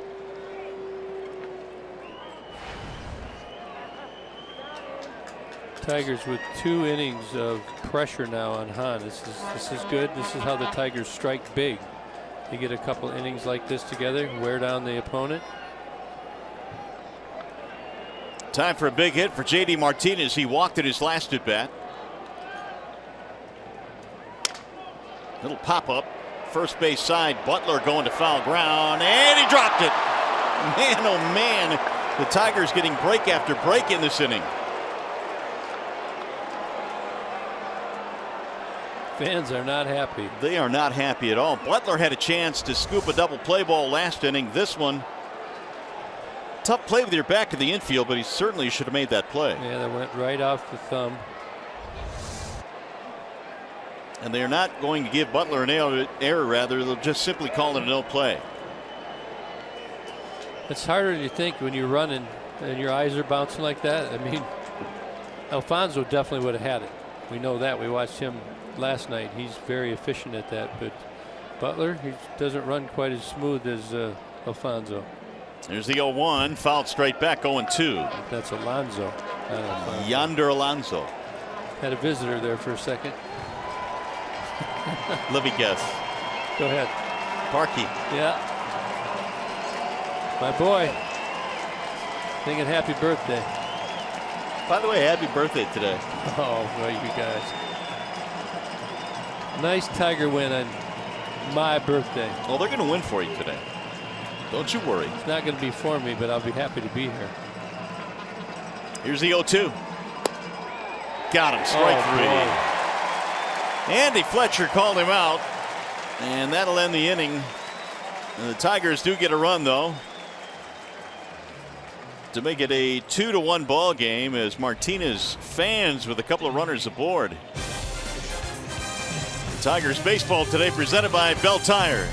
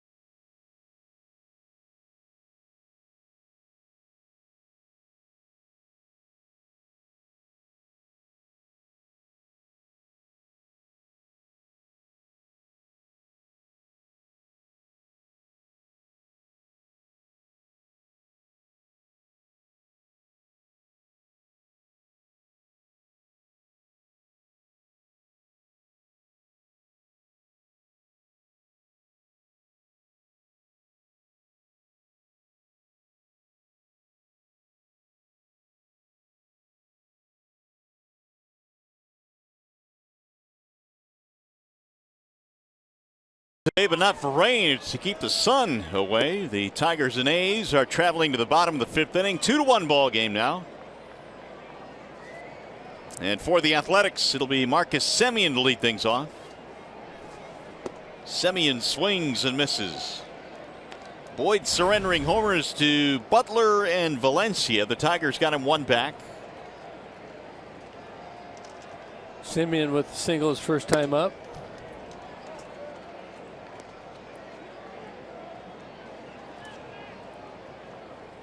Matt Boyd starting this 5th inning, bottom of the 5th inning, 75 pitches.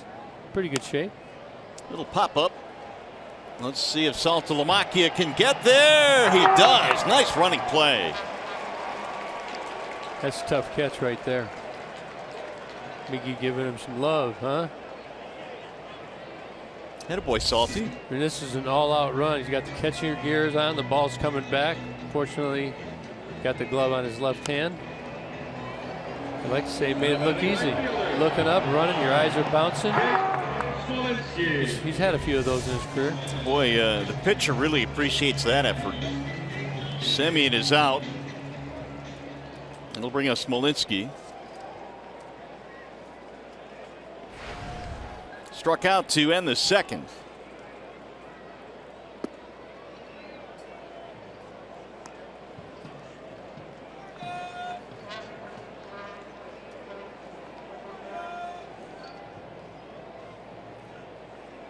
Here's the next pitch home. It's a ball outside. 2-0 on Smolinski, the former Texas Ranger. This is a kid that's been in the minor leagues a long time. In fact, parts of 10 years in the minor leagues. Swing and a miss. 2-1. Played all 3 outfield positions in the minors this year before being called up on May 20th. Just recently from AAA.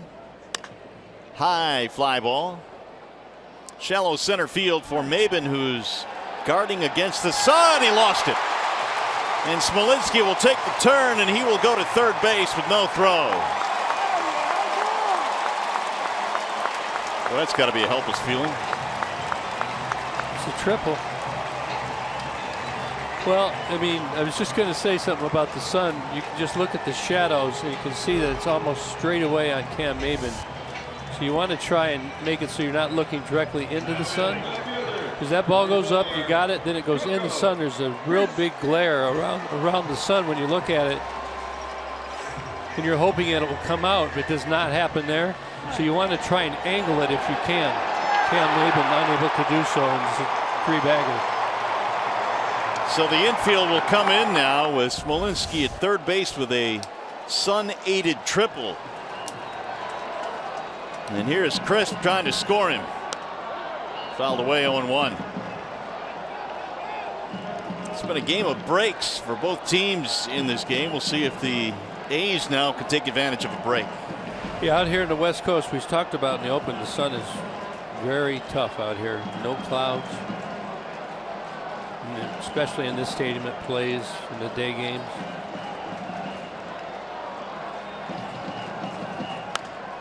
Fouled away. Another defensive swing for Crisp, and the count is 0-2. Want everybody that's watching this game today, when they go outside, to take their sunglasses and put it on and look into the sun. It'll give you an idea. And you'll see the sun, and then there's a glare. The old time glasses, the Alkaline dark number 6s, we would just minimize it to a very small sun, no glare. But it was a challenge to find the ball in the sky with it, so that was tough as well. Here's the 0-2. Ground ball foul. There may be some doctors out there that would suggest you do not look directly into the sun. Why is that? Because it's not good for you. Sunglasses on. Just take a peek. No, but you said take them off. Just take a peek. And look into the sun. Have you ever put ice on before? Put ice on? Yeah, when you gotta say you got a contusion, a bruise. Right. Oh, put okay. ice on? Yeah. How does that feel when you put it on there? Not too good. Why don't you take it off then? The world. Here's the 0-2. It's outside. 1 ball, 2 strikes. But if I put ice on my leg, it's not going to hurt me. Yeah, it does. It hurts. No, when you that's leave it a on physical there, hurt. I'm talking about. you're not going to damage your eyes. Okay, I'm not advocating like burning your eyes, okay? I'm saying take a peek. You sure? Simulate. Okay. Everybody don't do it. I'll have Mario do it, and we'll tape it. We'll lob him a tennis ball so it won't hurt him. That's a better idea. Great idea. Meanwhile, the Tigers need to get it out here. Matt Boyd needs to get Coco Crisp. 2-2 on Crisp. You like it, by the way? You like that idea? No, I don't. Now the 2-2 on the way is ripped foul. Right back toward the A's bullpen area. And a young fan with a souvenir. 2-1 Athletics, a triple that dropped in, and because of the sun in center field for Smolinski.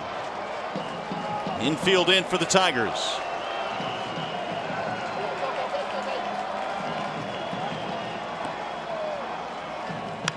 Right back up the middle and a center base hit.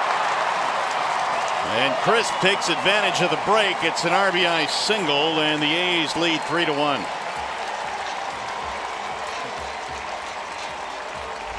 Pretty good bat there by Crisp. Yeah, he tries to go away. This ball kind of runs out over the plate, and Coco just does a good job of not trying to pull the ball. Kinsler made a good effort at it, but couldn't get it. And that errant triple, that sun-aided triple, turns into a run for the A's. 19th RBI for Crisp. Once again, a 2-run lead for the Athletics. Looks like the Tigers bullpen will begin to stir now. I think this might be more of a pitch thing. He's up around 88 pitches now. I think they want to keep him under 100. Really, he's throwing the ball decent today, and even in this inning.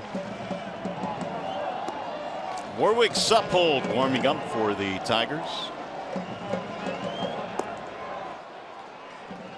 Billy Burns, the batter. Bunted back to the mound.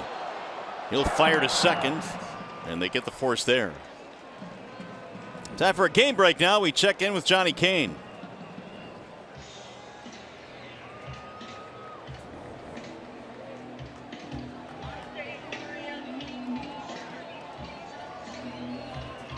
Now batting second baseman, number 8, Jed Lowry.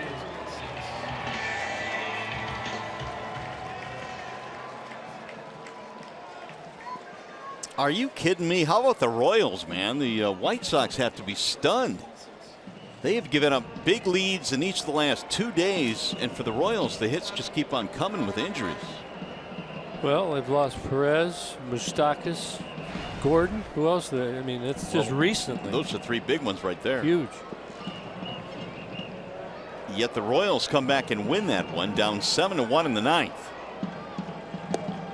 Here's a Bender that drops in for a strike. Those aren't day-to-day injuries. Oh, they're talking about severe injuries. Guys are going to be missing for a long time, maybe out for the season. 3-1 A's. Lowry is 0 for 2. Ball high.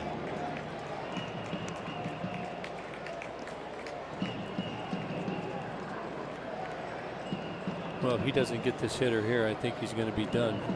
I'm not going to let Valencia, who's hitting at a 364 clip against lefties, and has hit a home run today off of Boyd, have another at bat off.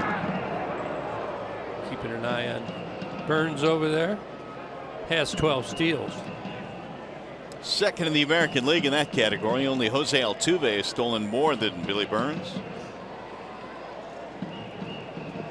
He's a base stealer. You keep throwing over there, he's going to go one of these times.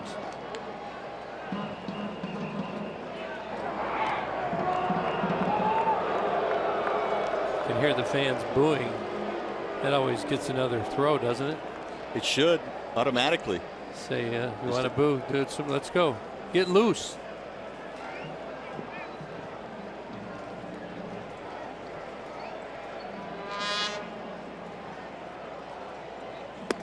Ball high, 2-1 now on Lowry.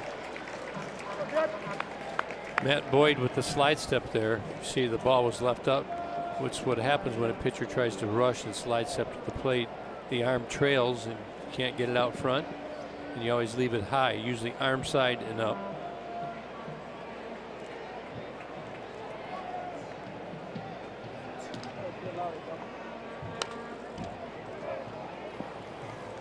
Two and two now on Lowry.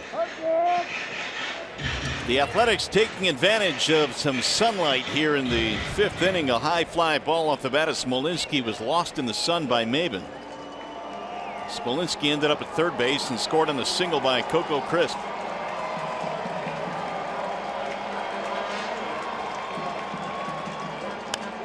Popped up first base side. Cabrera staring into the sunlight, drifting. Nice play. That'll end the inning. 1 run, 2 hits, 1 left.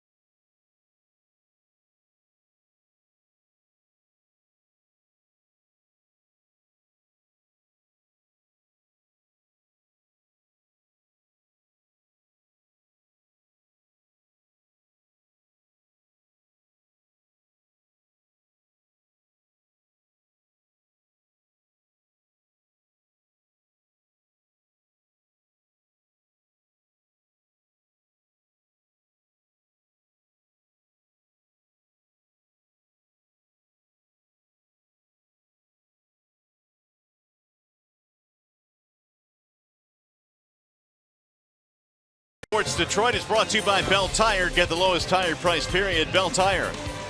Chevrolet, more than you expect for less than you imagine. And by the Michigan Lottery. Play the new Big League Raffle from the Michigan Lottery to win cash and baseball prizes. Back here in Oakland, it is 3-1 in favor of the Athletics. The Tigers down by a couple runs again. In range, still in range. They've struck big in this little win streak that they've had going. Can happen again today, although Jesse Hahn for the 3rd straight game against the Tigers giving them trouble. Hahn is going to have to meander through the middle of the Tigers lineup here. Cabrera, Victor Martinez, Nick Castellanos. Miggy reaching on a fielder's choice in the 4th inning. And he'll look at a ball inside. 2-0 the count on Cabrera.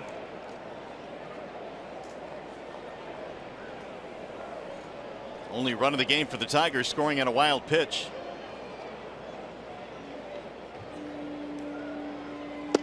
Inside, 3-0.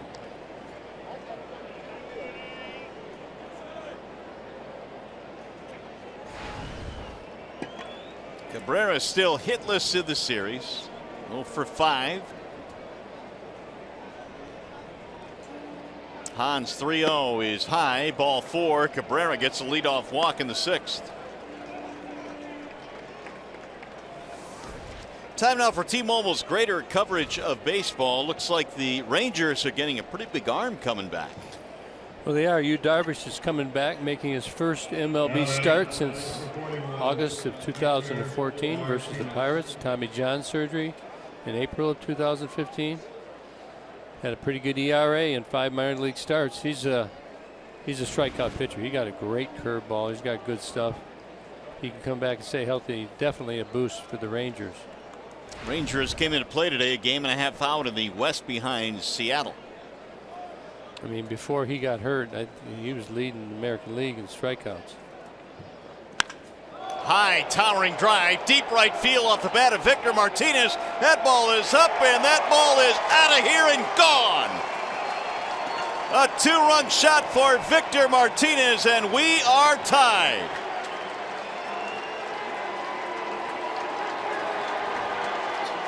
The quick strike you talked about from this Tigers offense. We killed that. That's why when you get in bad situations, we're always talking about stopping the damage, cutting it off, because you got hitters like Victor Martinez in your lineup. And if somebody gets on via a walk to lead off the inning, you can strike quick, and he hits it out of the ballpark right here. Tigers now tied it up 3 apiece. That's a no-doubter right there. Homer number 7 for Victor. Here's a bullet down the left field line. Foul. Just foul. Back to Victor right here. It's just a nice fastball, middle in. He turns on it. Gets the barrel on it. A good load. Good balance. Right off the sweet spot of the bat. Carries up into the stands. Well out of the ballpark.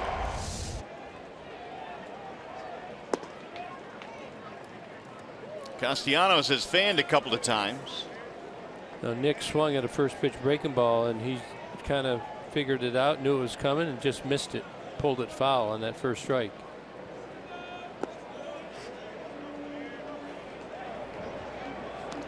There's activity now as Fernando Rodriguez warms up. 396 feet on that home run by V-Mart. We have exit velo. I do. 103. So that makes sense. Here's the 2-1.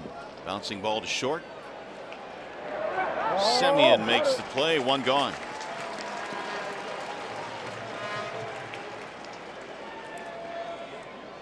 It'll bring up Justin Upton.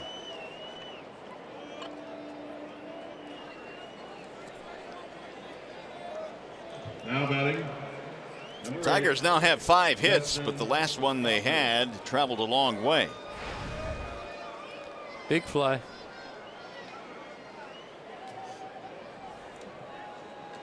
Tigers now have 22 home runs since the middle of this month. I mean, that's pretty impressive. They've gone on a home run tear since May 15th, 22 homers. Before that period, they were struggling, not hitting the ball out of the park, having trouble putting a string of hits together. Got shut out several times. Just like that on a check swing, you remember on J.D. Martinez, he followed with the home run, and a home run followed that. Ever since then, the Tigers have been doing damage with their bats like they should. Warwick Suppolt still warming up in the Detroit bullpen. 2-0 the count on Justin. Upton lines one to right field, and it's going to be run down in the corner by Smolensky. So Jay Up again tried to go the other way. Another good swing by Jay Up. Good line drive. Good sign. 2 gone now for Cameron Maybin. Because sometimes you call things productive outs, and that's pretty productive right there for Jay Up. It's two at bats in a row.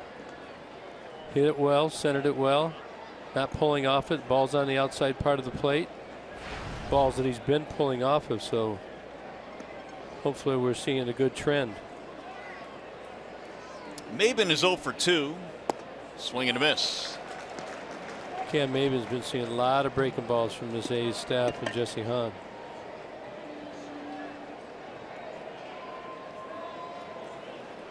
Strikeout ground out for Maybin today.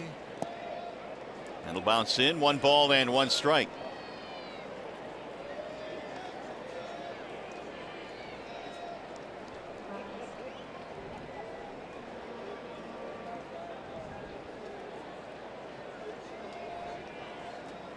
Hahn's 1-1.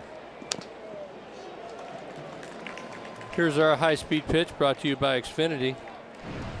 96 miles an hour, the high, the low of 73. Pretty good day, 96-73, weather-wise as well. Could go for that. You like 96?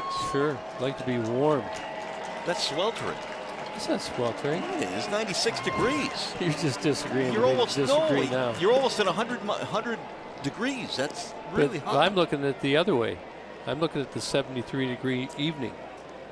Okay. How about that? I'll give you that. That's Water nice. warms up on the lake, so it's hot out. You kind of watch the Tigers game during the day. It starts to cool down a little bit. You hit the boat and the water's warmed up.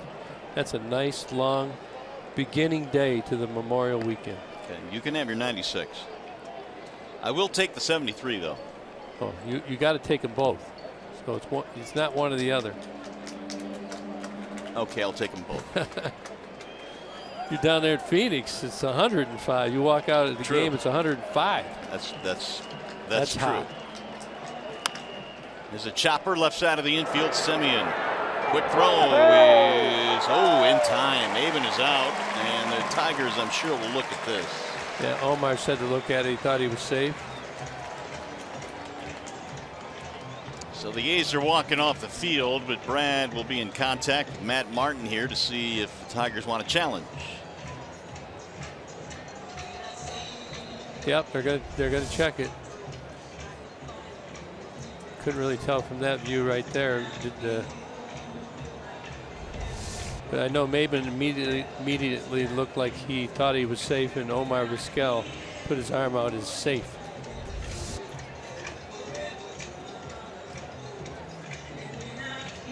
One more frame. Yeah, I think he's safe. Because they say it's not when it hits the glove, it's when the glove closes, isn't it? Correct. The thing to consider, though, is, and it's always crucial on these replays, that plays are very close. It really depends on what the call on the field is, because if it's got to be clear and convincing. Otherwise, they're not going to overturn it. They'll go with what the guy called on the field. I would say early on in the process they wouldn't overturn this, but I think they would more now than they used to. But usually when it's long like this,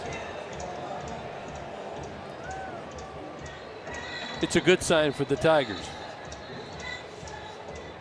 The difference between an out or a base hit for Cameron Maben.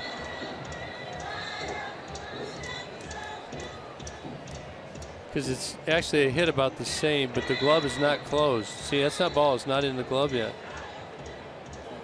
in my opinion. It's close. I don't know, Kirk. I think it's going to be tough to overturn, just based on how they've been doing it. Can we wager for charity? Sure. Gentleman's wager. So yeah, they're taking a long look at this one. Jesse Hahn continues to throw, wants to stay loose. Hope I'm wrong. We'll see. Here's the results. Out. I won that one, Gibby. You're up. I give you credit. Close play. However, the Tigers don't lose sight of the fact they tied this game. Weimar hit it a ton. 2-run shot, 3-3.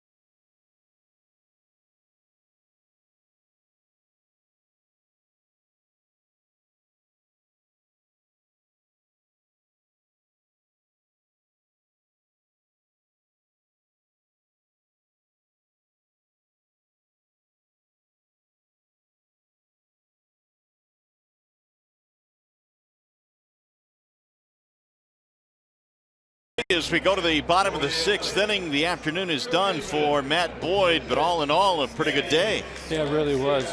Gave up the 2 home runs. The 3rd run, unfortunate into the sun, but pretty solid. 7 strikeouts, did not walk a batter. He'll hand it over to Warwick Saupold. This is his 4th game for the Tigers. No earned runs yet. A lot of ground balls so far for the Tigers. Fastball, cutter, curveball change used in that frequency, in that order. So in the Wallside Windows pitching change, Saupold will face Danny Valencia to get it going here in the 6th. It'll be Valencia and then Davis and Butler.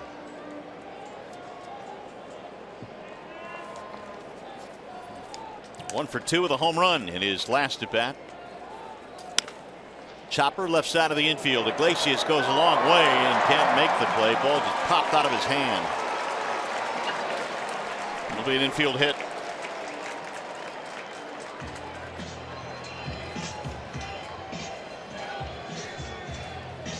More action now. Yeah, we got Kyle Ryan up as well in the bullpen. Now batting, designated hitter.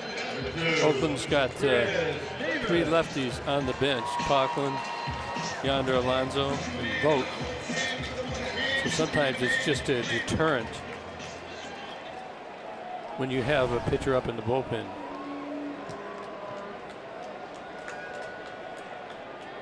Now Chris Davis, strikeout pop-up.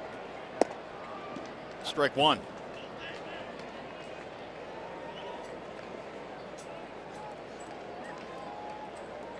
Seven strikeouts and no walks today for Matt Boyd. And I was looking at his numbers in the minor leagues. His strikeout to walk ratio was about 3-1 this year. Improved control. Strike call. You can see a good movement on Saupold's ball right there in his pitches.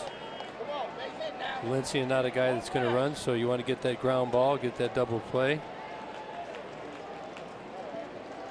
Chris Davis, pretty good May, 10 home runs and 22 RBI.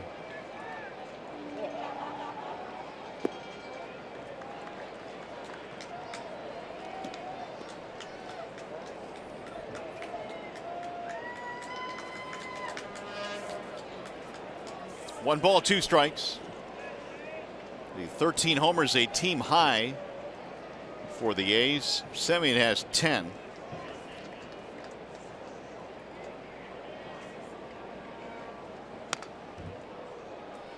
Well, Davis does not get cheated on his swings. Never shortens up. I mean, he hits the home runs, but I think if you're his manager, you'd like to see him shorten up a little bit with 2 strikes. Have him make more contact.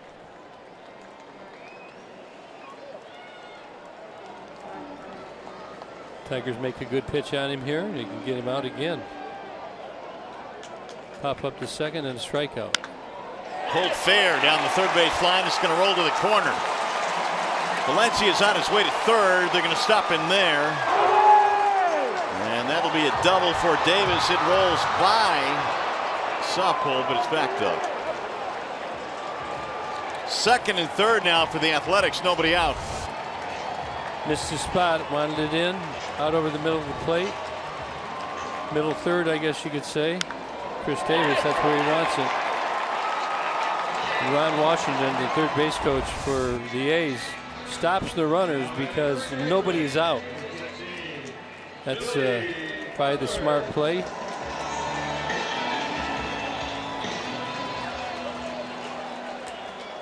Three-3 game, but the A's threatening to untie it. Here's Billy Butler, who homered in his first at bat. Boyd surrendered 2 homers in this game. Line to right field. That's going to get down and score 1, maybe 2. Valencia scores. Davis coming around. He will score. 2-run single for Billy Butler. And the Tiger killer continues to torment Tigers pitching. But Billy Butler has not hit right-handers at all this year, and this pitch here has got middle as well. Saupold has to get the ball supposed to be inside. There you see it's out of third. Billy Butler makes the Tigers pay. 2-run score. The Tigers now trail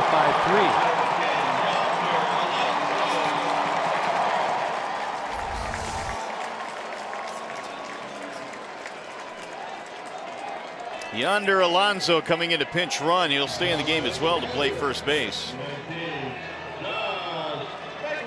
So Butler having a big day with a home run, 2-run single. Alonso pinch running, and here's Josh Phegley. Sappold surrendering 3 consecutive hits, and the A's are back up by 2.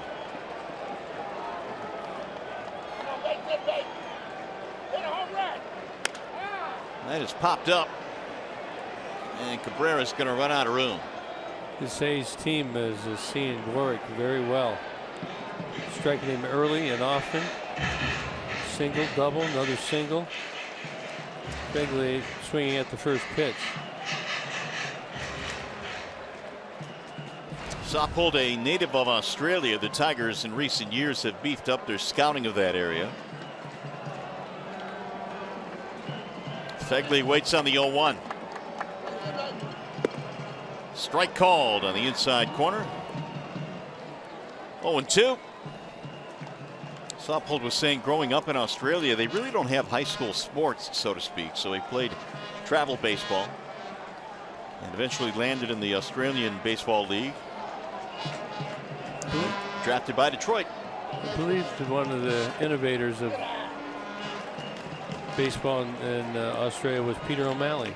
Really? I think he had a lot to do with it. Seems like way back in the 90s that he made a go at that. Tried to support the cause. Play a lot of cricket over there, right? Yes. You like that game? Never played it. There's a ground ball left side. Gonna find a home. A seeing eye single to left field for Phegley, and now there are 2 on. Still nobody out. That's 4 straight hits. You got to think about getting him out of there now. Down by 2 after you tied it up here in the 6th. You're going to cut it off. Kyle Ryan's got a pretty good sinker and a cutter.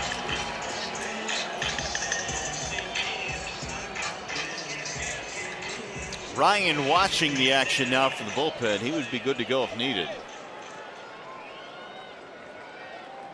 Looks like they're going to stay with Warwick. Now they're going to what they're going to do here. First and second. Nobody out, so are they going to bunt? And if they are, what play is going to be on?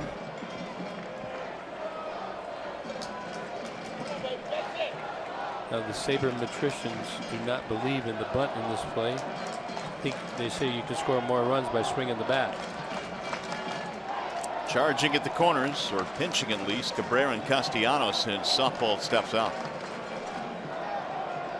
You can put what's called an early break on, where you have the first baseman charge in fast. So from this shot right here, he comes hard, and he goes hard, but you got to know that he's going to bunt the ball. Driven to right field. That's down the base hit, and it's going to roll all the way to the warning track. 1 run scores. Phegley coming to third. They stop him there. It's a double and an RBI for Marcus Semien. 5 straight hits for the A's.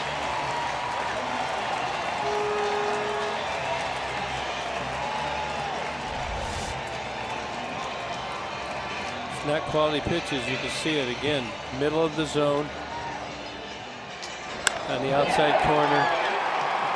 Semien just laced it. These balls are all hit very, very hard. This Oakland A's team has woken up since it took Matt Boyd out of the game. And all of a sudden they have a 6-3 lead. The Athletics now with 11 hits. Here is Smolinski. The wrist numbers in this series. He's now 4 for 8. Foul back out of play, 0-1. Well, it looks like Brad is trying to see what this Sappold kid can do. got to make a decision. You got to get people out when you're asked to come in and get outs. Buck Farmer now is up and throwing in the Tigers bullpen.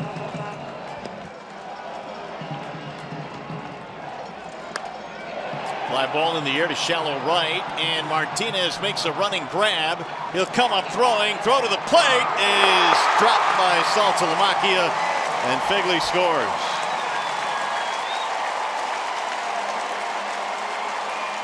JD had a legit shot there to get Fegley. Yes, 7-3.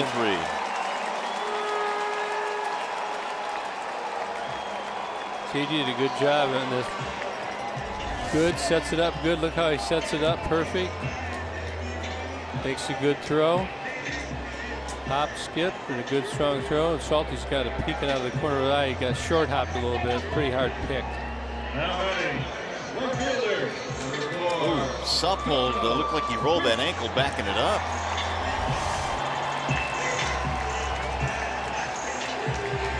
Both runners advance on that fly ball, so Semien gets to third, and that's apparently going to be it. Brad Ausmus will make his way out to the mound. And with Coco Crisp, the switch hitter, coming up, they want him batting right-handed. Kyle Ryan will come in. Well, they got Billy Birds behind him as well. So the Tigers a pitching change, Wallside Windows pitching change. We'll be back.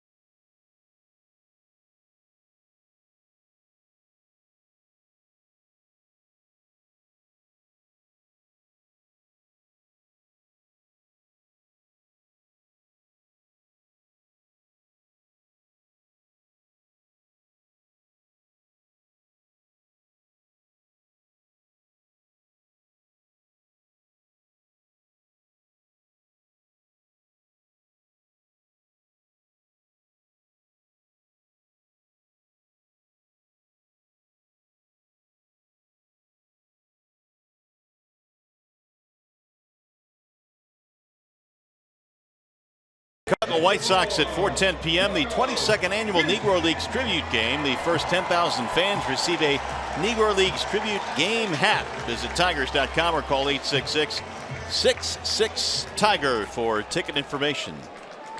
All of a sudden it's 7-3 now. The Athletics have put together a 4-run inning. Kyle Ryan will take over for Detroit. You've seen the numbers on Kyle this year. Started out pretty good lately. I was talking to him in the clubhouse, just looking for a sinker. He's kind of a sinker cutter. Will throw a curveball, slider, kind of a combination right there. But kind of looking for that sinker again, getting them ground balls. And Tigers infield is in, trying to cut down that additional run as they trail 7-3 after tying it up at the top of the 6th. Crisp had an RBI single in the 5th. He's 1 for 3 today.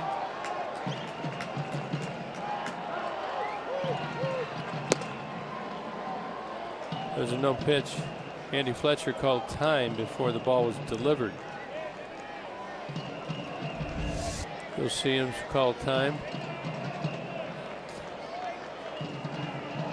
It's kind of a late timeout there, isn't it? Real late. Crisp didn't even move. Here's the 0-1. Strike called. 0-2 on Coco.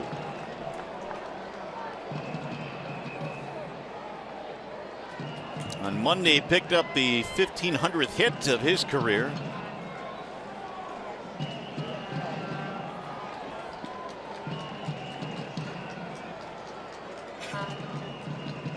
Infield in with 1 out, 4 runs in. Ooh, good stop there by Saltalamacchia. 1 ball, 2 strikes. Semien still at third base. Billy Burns due next.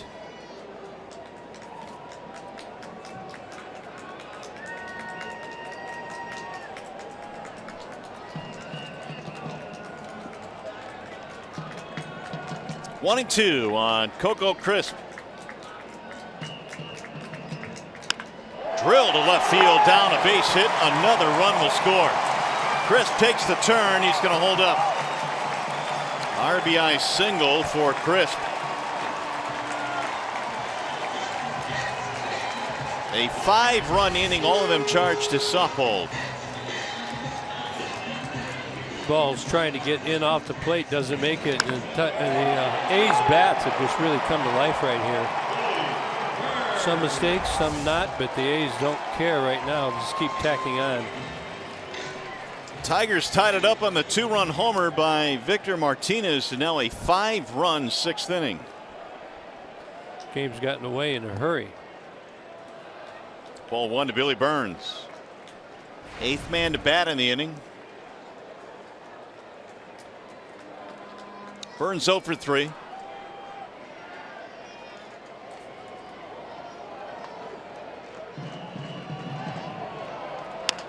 Chopper to the shortstop. Iglesias to second, 1, and the relay is in time. A double play. So the Tigers sorely needed that, but a huge inning for the A's.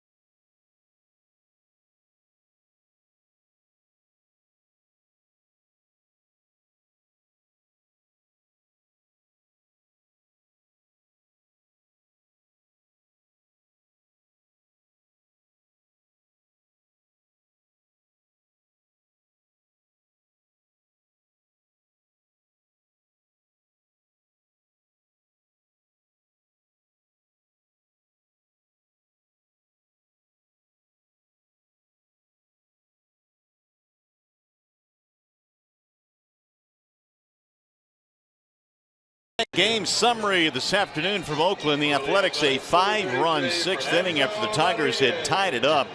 Victor Martinez 2-run shots tie that game up, and Matt Boyd 5 innings, 7 strikeouts. Yonder Alonso now at first base, stays in the game after pinch running for Billy Butler. Got a new pitcher, Fernando Rodriguez. Was in the game last night. 20th game on the season, has 4 holds, looking to hold here. ERA a respectable 2.10. 26 strikeouts, only 9 walks. Detroit. Number 39, Jared Saltalamacchia. And here come the Tigers now in the 7th inning. Saltalamacchia, Iglesias, and Kinsler.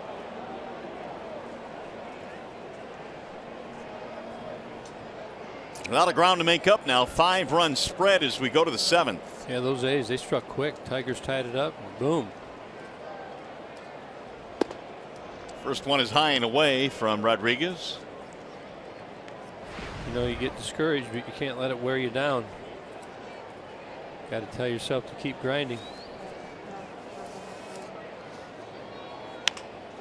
Driven to right field, to the corner it goes, to the warning track right in front of 330. And Saltalamacchia is out.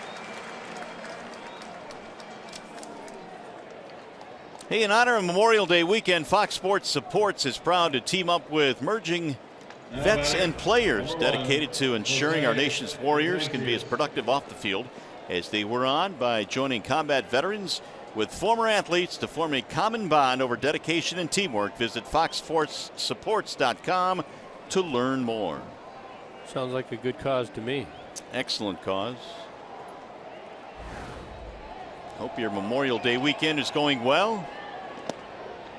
There's a strike called on Jose Iglesias.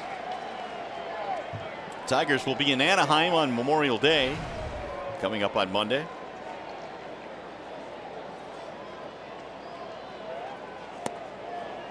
A little bit outside. Rodriguez pitched in the ballgame last night, had a 1-2-3 eighth. He replaces the starter Jesse Hahn here today. Strike on the inside corner. Hahn continues to hold magic over the Tigers. This is the third straight game, although they did get 3 runs. Probably in the prior first 2 games against the Tigers, only gave up 1 run in 2 appearances. Ripped to third and right by Valencia down the line. Iglesias taking the turn, going to second, and he is in there with a stand-up double.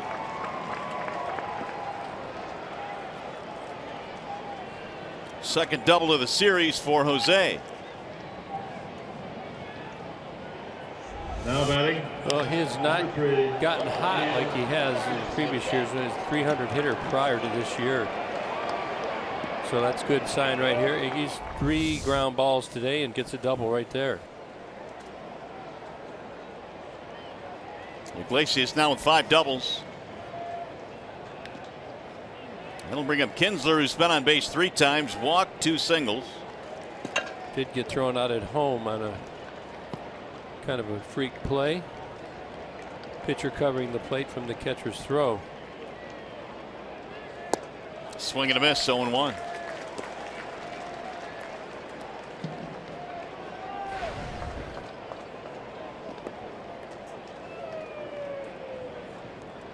Average up to 321 for Kinsler. Alex Wilson now beginning to warm up in the Detroit bullpen. Here's the 0-1.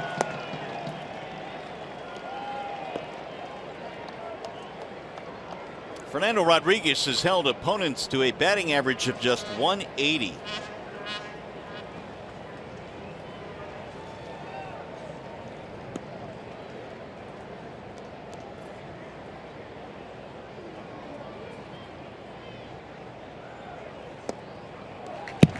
It'll get away from the catcher. I think Iglesias thought that was a foul ball initially, but by the reaction of the umpire and the catcher, not the case. So he advances on to third. Got to pick up this run here for the Tigers. You just can't. You're only down 5 runs. We're capable of scoring at least 5 runs. So you get a guy out there, get him in. You never know what can happen. Pass ball. He get crossed up again, and he was crossed up earlier in the game. He must have.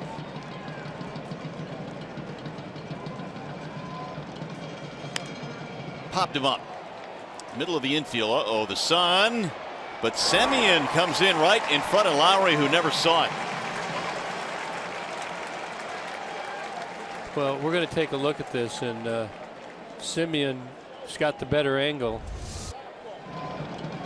Look at Lowry here. He does not have a good angle at all. The sun is right this way, so he comes this way away from the sun, and he can see it. Good communication right there. 2 down here in the 7th. Now JD Martinez.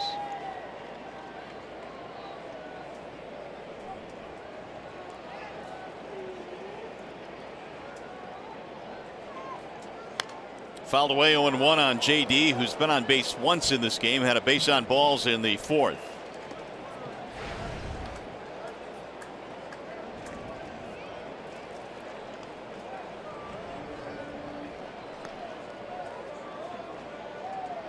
One out double in the inning by Jose Iglesias. He's standing at third after a pass ball.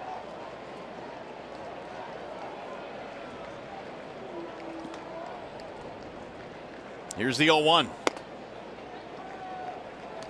You can just watch these A's. They pretty much they're patterned the way they get in trouble. They like to throw the breaking ball and the pitch up and in. Just got Kinsler to swing at a pitch up and in, unable to get the runner Iglesias in from third. And now back after JD with the same pitch. Just pounding in. Misses his target there. Swing and a miss by JD. Tigers, by the way, in this series are now 2 for 17 with runners in scoring position. Yeah, you want to be better than that for sure. Need a big knock here. Yeah, you give a certain amount of credit to the opponent, but should be better than that. Here's the 1-2. High fly ball center field. Burns battling it but stays with it. And the Tigers will strand a double. No runs, 1 hit, 1 left. Coming up, the 7th inning stretch, brought to you by Jeff Glover and Associates Realtors.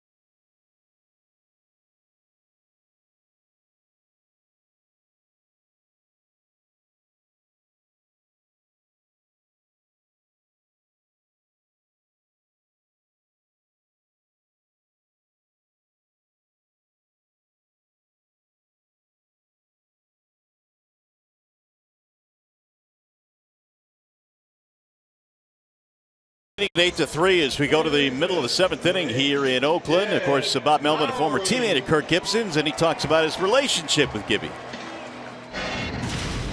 We go way back. I mean, he actually took me under his wing when I was a young player and coming up in the Tiger system, and actually stayed in one of his houses when I played for the Tigers my rookie year. So we go way back. I'll let you know how dinner goes tomorrow night as far as how we're getting along currently. So dinner, of course, being tonight when that was recorded yesterday. And any plans on anything special here with you and Bo Mel? Well, him and his wife Kelly will go out with Joanne and I tonight, and we'll.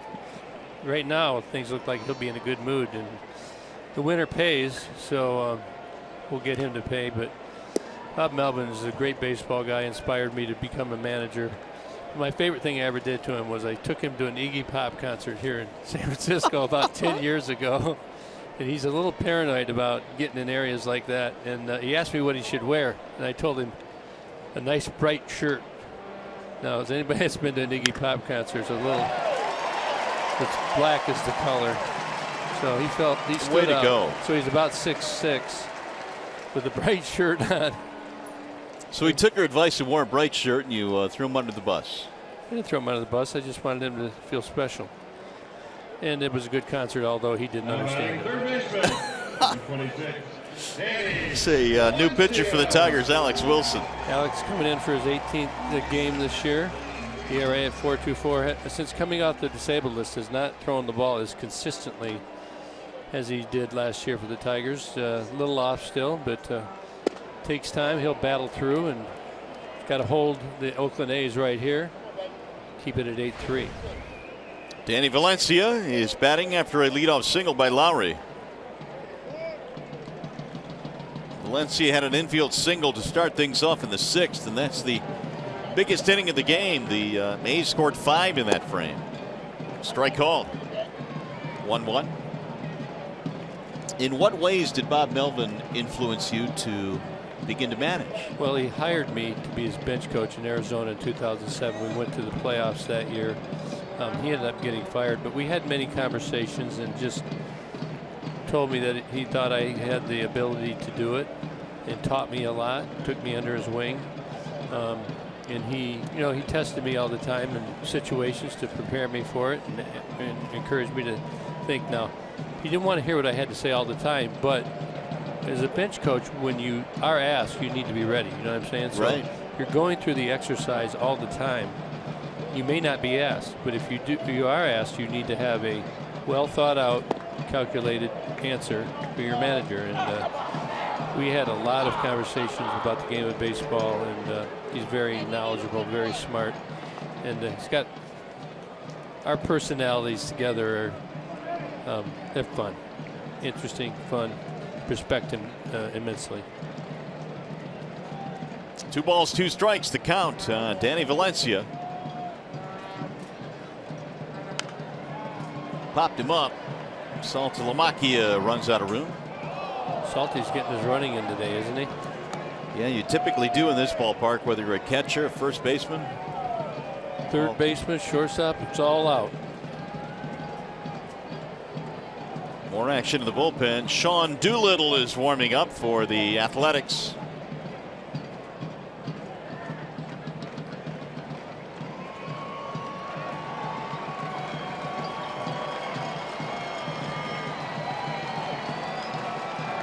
Wilson ready with the 2-2 pitch. Another pop-up foul back out of play.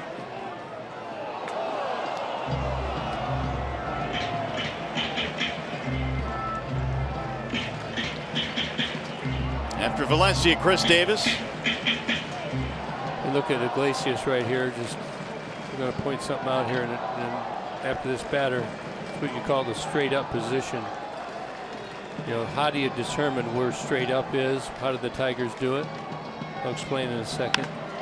Ripped to left, base hit. There's no let up in the A's right now. Back-to-back hits in the 7th. Yeah. So the Tigers, as all teams, they scout players. They know where to play, and everything goes from a straight up position. So what they do is they start back here behind second base. They take 16 steps here, and that's pull right-hander. So that would be about right here. And they move 16 this way. They make a mark, and that's pull left-hander. So then when they always start there, that's their reference point. And then if it's a slight pull, it might be 2 steps one way or the other, okay? Slight oppo would be obviously the opposite of slight pull. If it's severe pull, it's probably up to 4 steps off that mark. Now, Perry Hill, who used to coach for the Tigers, came up with this, and he taught Matt Martin this. And they usually sneak out there with some golf tees. Red is for right pull, right straight up, and then the white ones they use for the left hand. So they're somewhere behind Iglesias out there right now in the grass out there. Interesting. I never knew that. Yep. So you see Iglesias stand there somewhere in the grass back there. That's pretty much maybe that's slight oppo, but there's tees in the ground out there. We'll try and get we go home to Tiger. Comerica will get one. That ball hit well to left field, and man, oh man, that thing's going to go. A long home run for Chris Davis. And the A's are pouring it on now. That is his 14th home run of the year.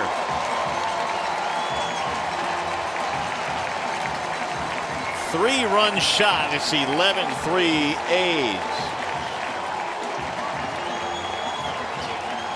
Well, he's been swinging very aggressively the whole series, and now he finally gets a hold of one. He gets all this one. It's elevated up in the zone.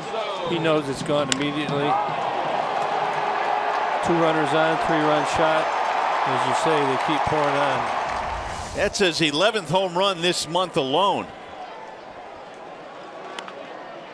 Bouncing ball to short. Iglesias on the hop. And Alonso is out. First out of the inning.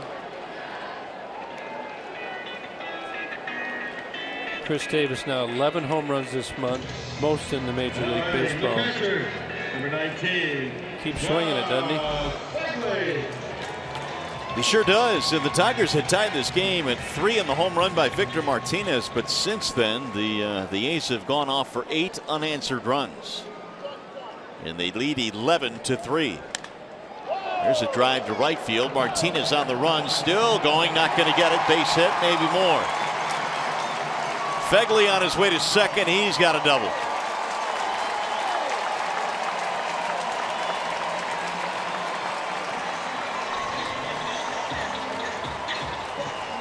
One out, 2-base hit, the 4th hit in the inning now for the A's. Check out some news and notes from around the major leagues. Xander Bogaerts, man, he's been hot. Yep, got it snapped 21 games earlier today. That was the 2nd longest streak in MLB to Jackie Bradley Jr., who had 29. Tulo back on the DL, right quad strain, not having a good season, only 204, and the Reds have lost 11 consecutive games. Outscored, you see it, 81-31.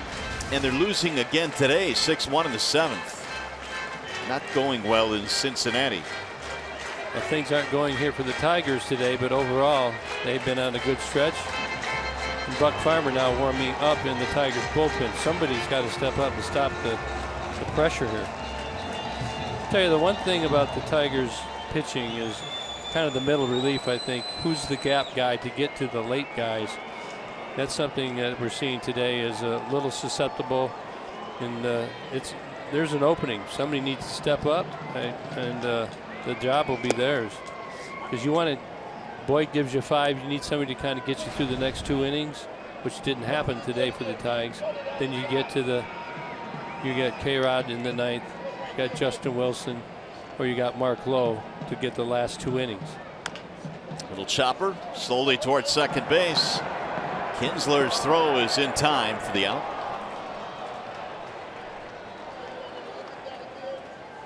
Two outs, advance the runner to third. Well, the tale of 2 months right here. You're looking at April. The bullpen pretty effective. May, a little different story. Look at the ERA, 5.79 compared to 2.85. Nearly 3 runs higher. Yeah, 46% of the inherited runners scoring this month. Smolinski hits one fair down the left field line. They'll get another run. He's on his way to second. And he will stop with a double and an RBI. Fegley scores 12-3. Tell you what, these guys are swinging so early and so often in the count, we can barely keep up in our scorebooks here. And Brad Ausmus can barely keep up as well. He's going to go back to the bullpen. 2-base hit by Smolinski. His second hit of the day. That's going to be it for Alex Wilson. Another pitching change here in Oakland.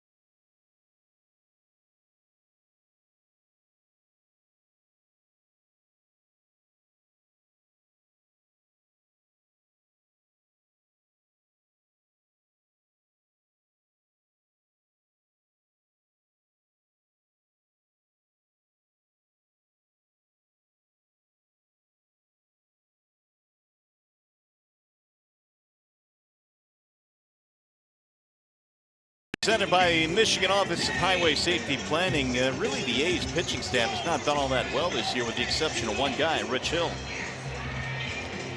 Well, Mike Pelfrey 0-4, but has been throwing the ball better in his last starts. Rich Hill, though, he's been very dominating, 7-3, and besides him, as you said, for the Oakland A's, not much consistency, but it'll be a tough matchup for the Tigers tomorrow. Stay tuned. We'll be on the air at what time? Be on the air at 3 tomorrow. 3 Detroit time. Detroit time. Buck Farmer will check into the ball game now. 12 runs in, which is a season high for the A's. And Farmer missing outside, 1-0. Tigers going through some pitching today. Crisp has 2 hits in the game, couple of singles, 2 RBIs.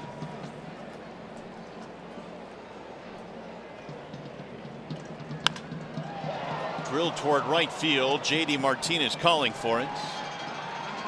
And that will finally end the inning, but another big inning for the Athletics. They have busted this one wide open. 12-3 game. Tigers baseball presented by Bell Tire.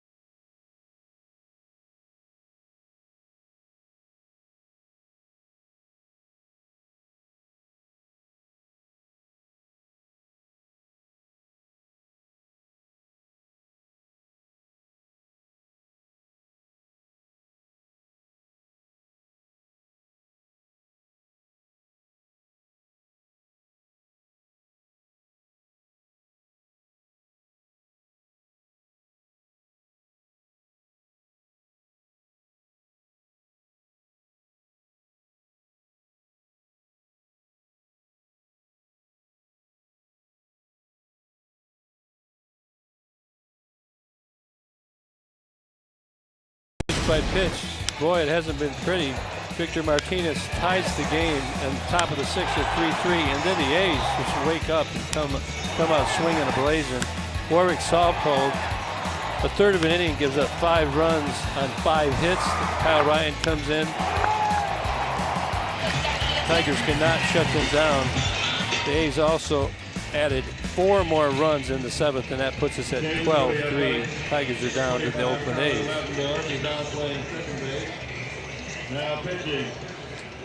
Tyler Ladendorf has come on to play second base. And so Mark Zepchinski is also coming out of the bullpen to pitch. Yep, tough lefty. 24th game for the A's. He's been a guy who's been around the league, knows what he's doing. Crafty lefty now at this point in his career. Romine is pinch hitting for Miguel Cabrera.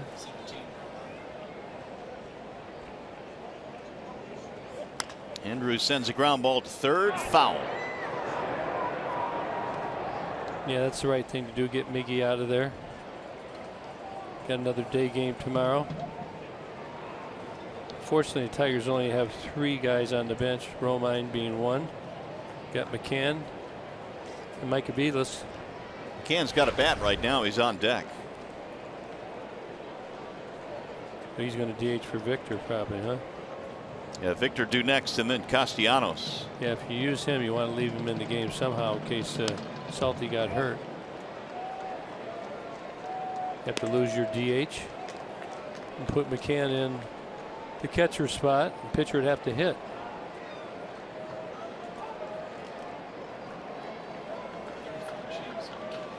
Oh, 0-2 the count on Andrew Romine. 12-3 ball game. Zepchinski misses low. 1 ball, 2 strikes.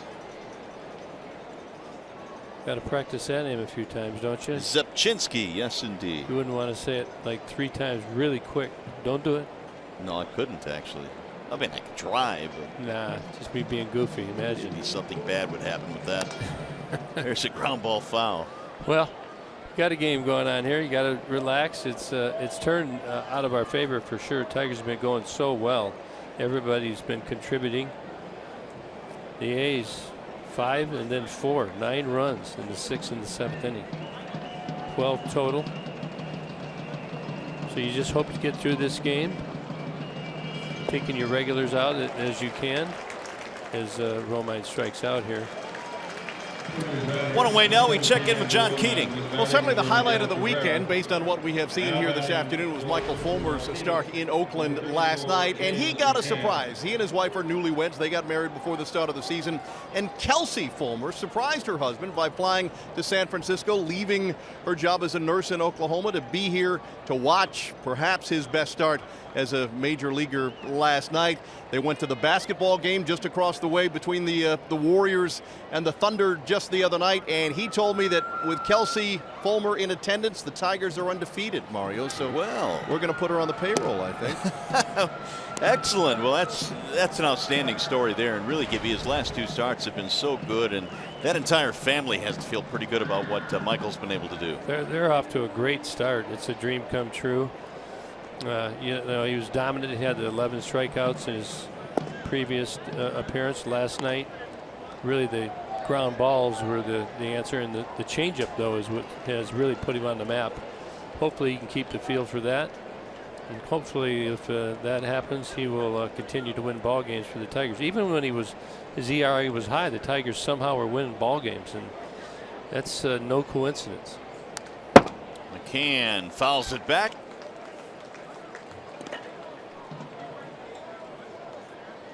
McCann for Martinez here in the 8th. The A's, by the way, have 17 hits in this game, and that is a season high for them. Their previous high was 15.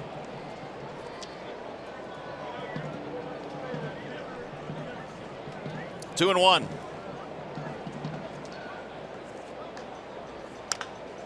Fly ball in the air to shallow right center. And Smolinski runs it down, 2 away. We were talking about Michael Fulmer. Let's go back a little bit and take a look what he did. We were talking about the 11 strikeout performance before this, but the A's are putting the ball in play. Tigers defended well. It's easy when your pitcher's hitting the starts. 10 or 11 ground balls. Only struck out 3. His walks have been down, and his confidence is way up. And as fast as he works, and you can see this is his last 2 starts right here. Great numbers right there. We'll get an extra day between starts here. 103 pitches. We were talking a little bit about how many innings is he going to be allowed to pitch, and the real deal here is the innings are important, but it's the pitches and the leveraged innings that he's got to deal with, which will determine how many innings he pitches this year for the Tigers. Well, the other thing you brought up last night, Gibby, which I thought was important too, is yes, you worry about whether it's innings or pitches, but you also have to consider possibility of postseason too, which is obviously an issue with Strasburg a couple of years ago and Matt Harvey. Yeah, I think they discussed that, but I think most players would just say, look, I'm pitching, you know. Yeah. You don't get guaranteed appearances to the World Series. Boy, Castellanos went fishing there. Zepchinski has a snappy 1-2-3-8.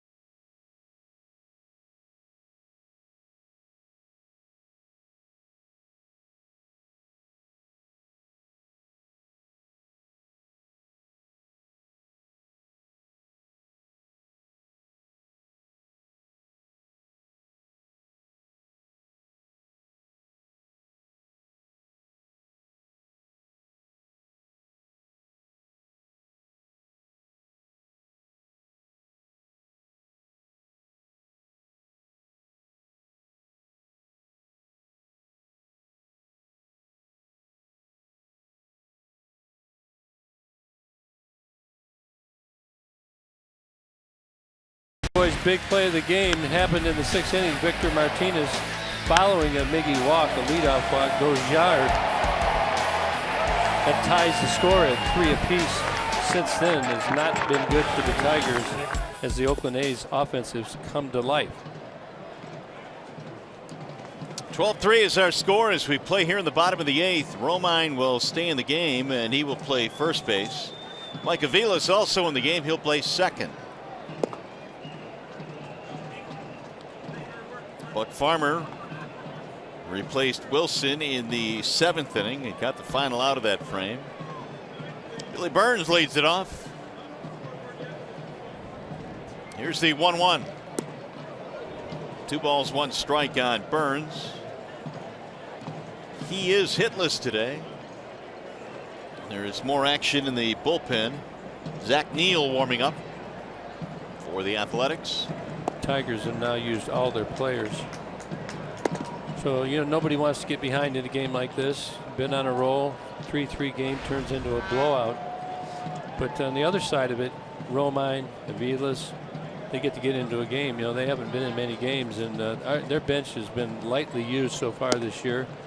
So, you know, if you're Miggy, you've been standing out there a long time. It makes all the sense in the world to get him out of there. Vmart as well.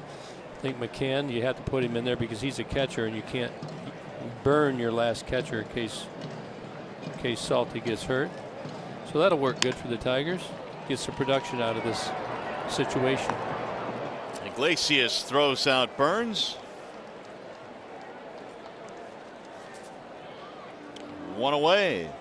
Hey, follow Tigers baseball live with the MLB.com at Bat app. Stay up to the moment at any moment with in-game game day, live game video highlights, StatCast news, and more. Download MLB.com at Bat, the #1 app for live baseball on your phone or your tablet.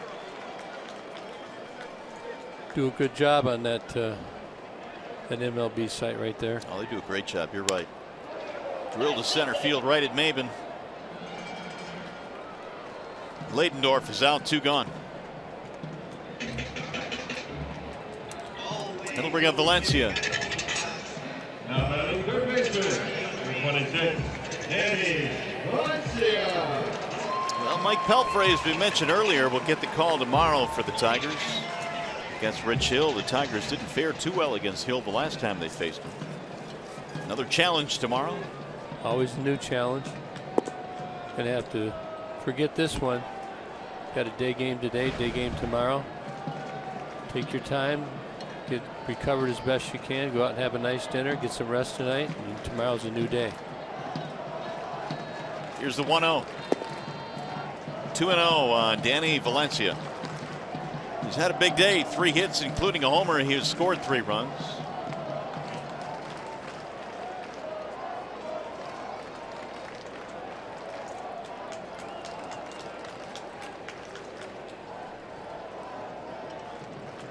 The 2-0 is swung on and missed, and a healthy cut it was by Valencia. Boy, he's not going for another single there. As you said, 3 hits, scored 3 runs.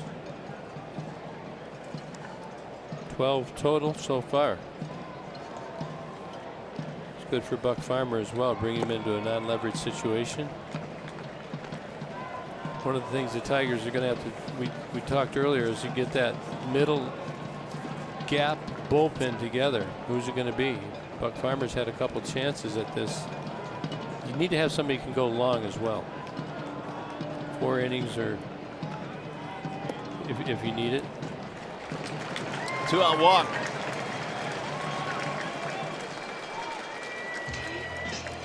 Tigers fans, if you can't catch the games on TV, you can stream them live on your mobile device with the all-new Fox Sports Go app. Download the app and take Fox Sports Detroit and Tigers baseball with you wherever you go on Fox Sports Go.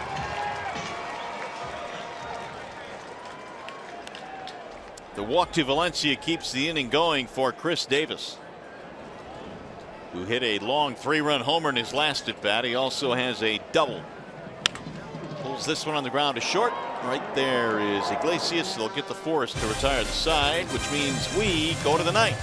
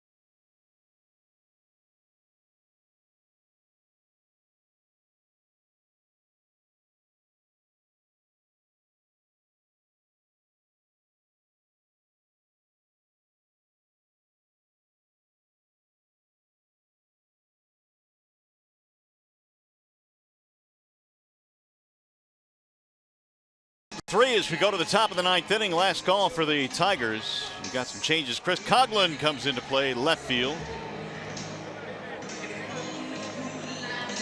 Well, the A's getting their bench in there as well. I believe we also have a new pitcher,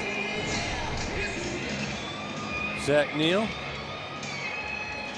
His coming out of the bullpen now. It looks like he started the game here as a starter this year. 7 innings so far, 10 earned runs. So going to get a chance to correct that a little bit. And the Tigers going to get a chance to come back like some other teams have today. Yeah, namely the Royals. You know how you know what the first thing that has to happen, don't you? Guy has to get on base. We got to tie it up. Okay. Do that bonus baseball thing. Okay. Because we're out of players, so wouldn't that be fun? Well, it would be fun for us. I'm not sure. It'd be fun, I guess, to get that game tied up, but kind of stressful for Brad, wouldn't it? Oh, I think he'd take that stress. Oh, right now, absolutely. First things first. Yeah, got to get a guy on, several guys on, down by 9. 12-3. It is Upton leading it off. Little chopper to the third baseman. That's going to be a barehanded play. Man, Valencia doing it all today. One away. Here's the 1-800-CALL-SAM call of the game. Want a flashback. Every time we play the Oakland Athletics, this is always fun to watch. Sure is. 2006 ALCS. Maggs goes yard. Takes the Tigers on to the World Series. Think he knew it was gone? Yeah, absolutely. October 14th, 2006, and it was a good call, huh? There's a lot of good calls by many on TV, radio. Houston Street gave that one up. Ground ball to third. Now the tough play. Valencia putting on a show. That one was a tough backhanded play. 2 up, 2 down. The A's are revitalized after struggling for such a long period of time. Maybe Valencia, this is kind of plays it good. He jumps up there, gets the short hop. He knows Maben's running, still cuts him down. That's going to make Maben 0 for 4, which would end his 10-game hitting streak. There's the ball low to Saltalamacchia.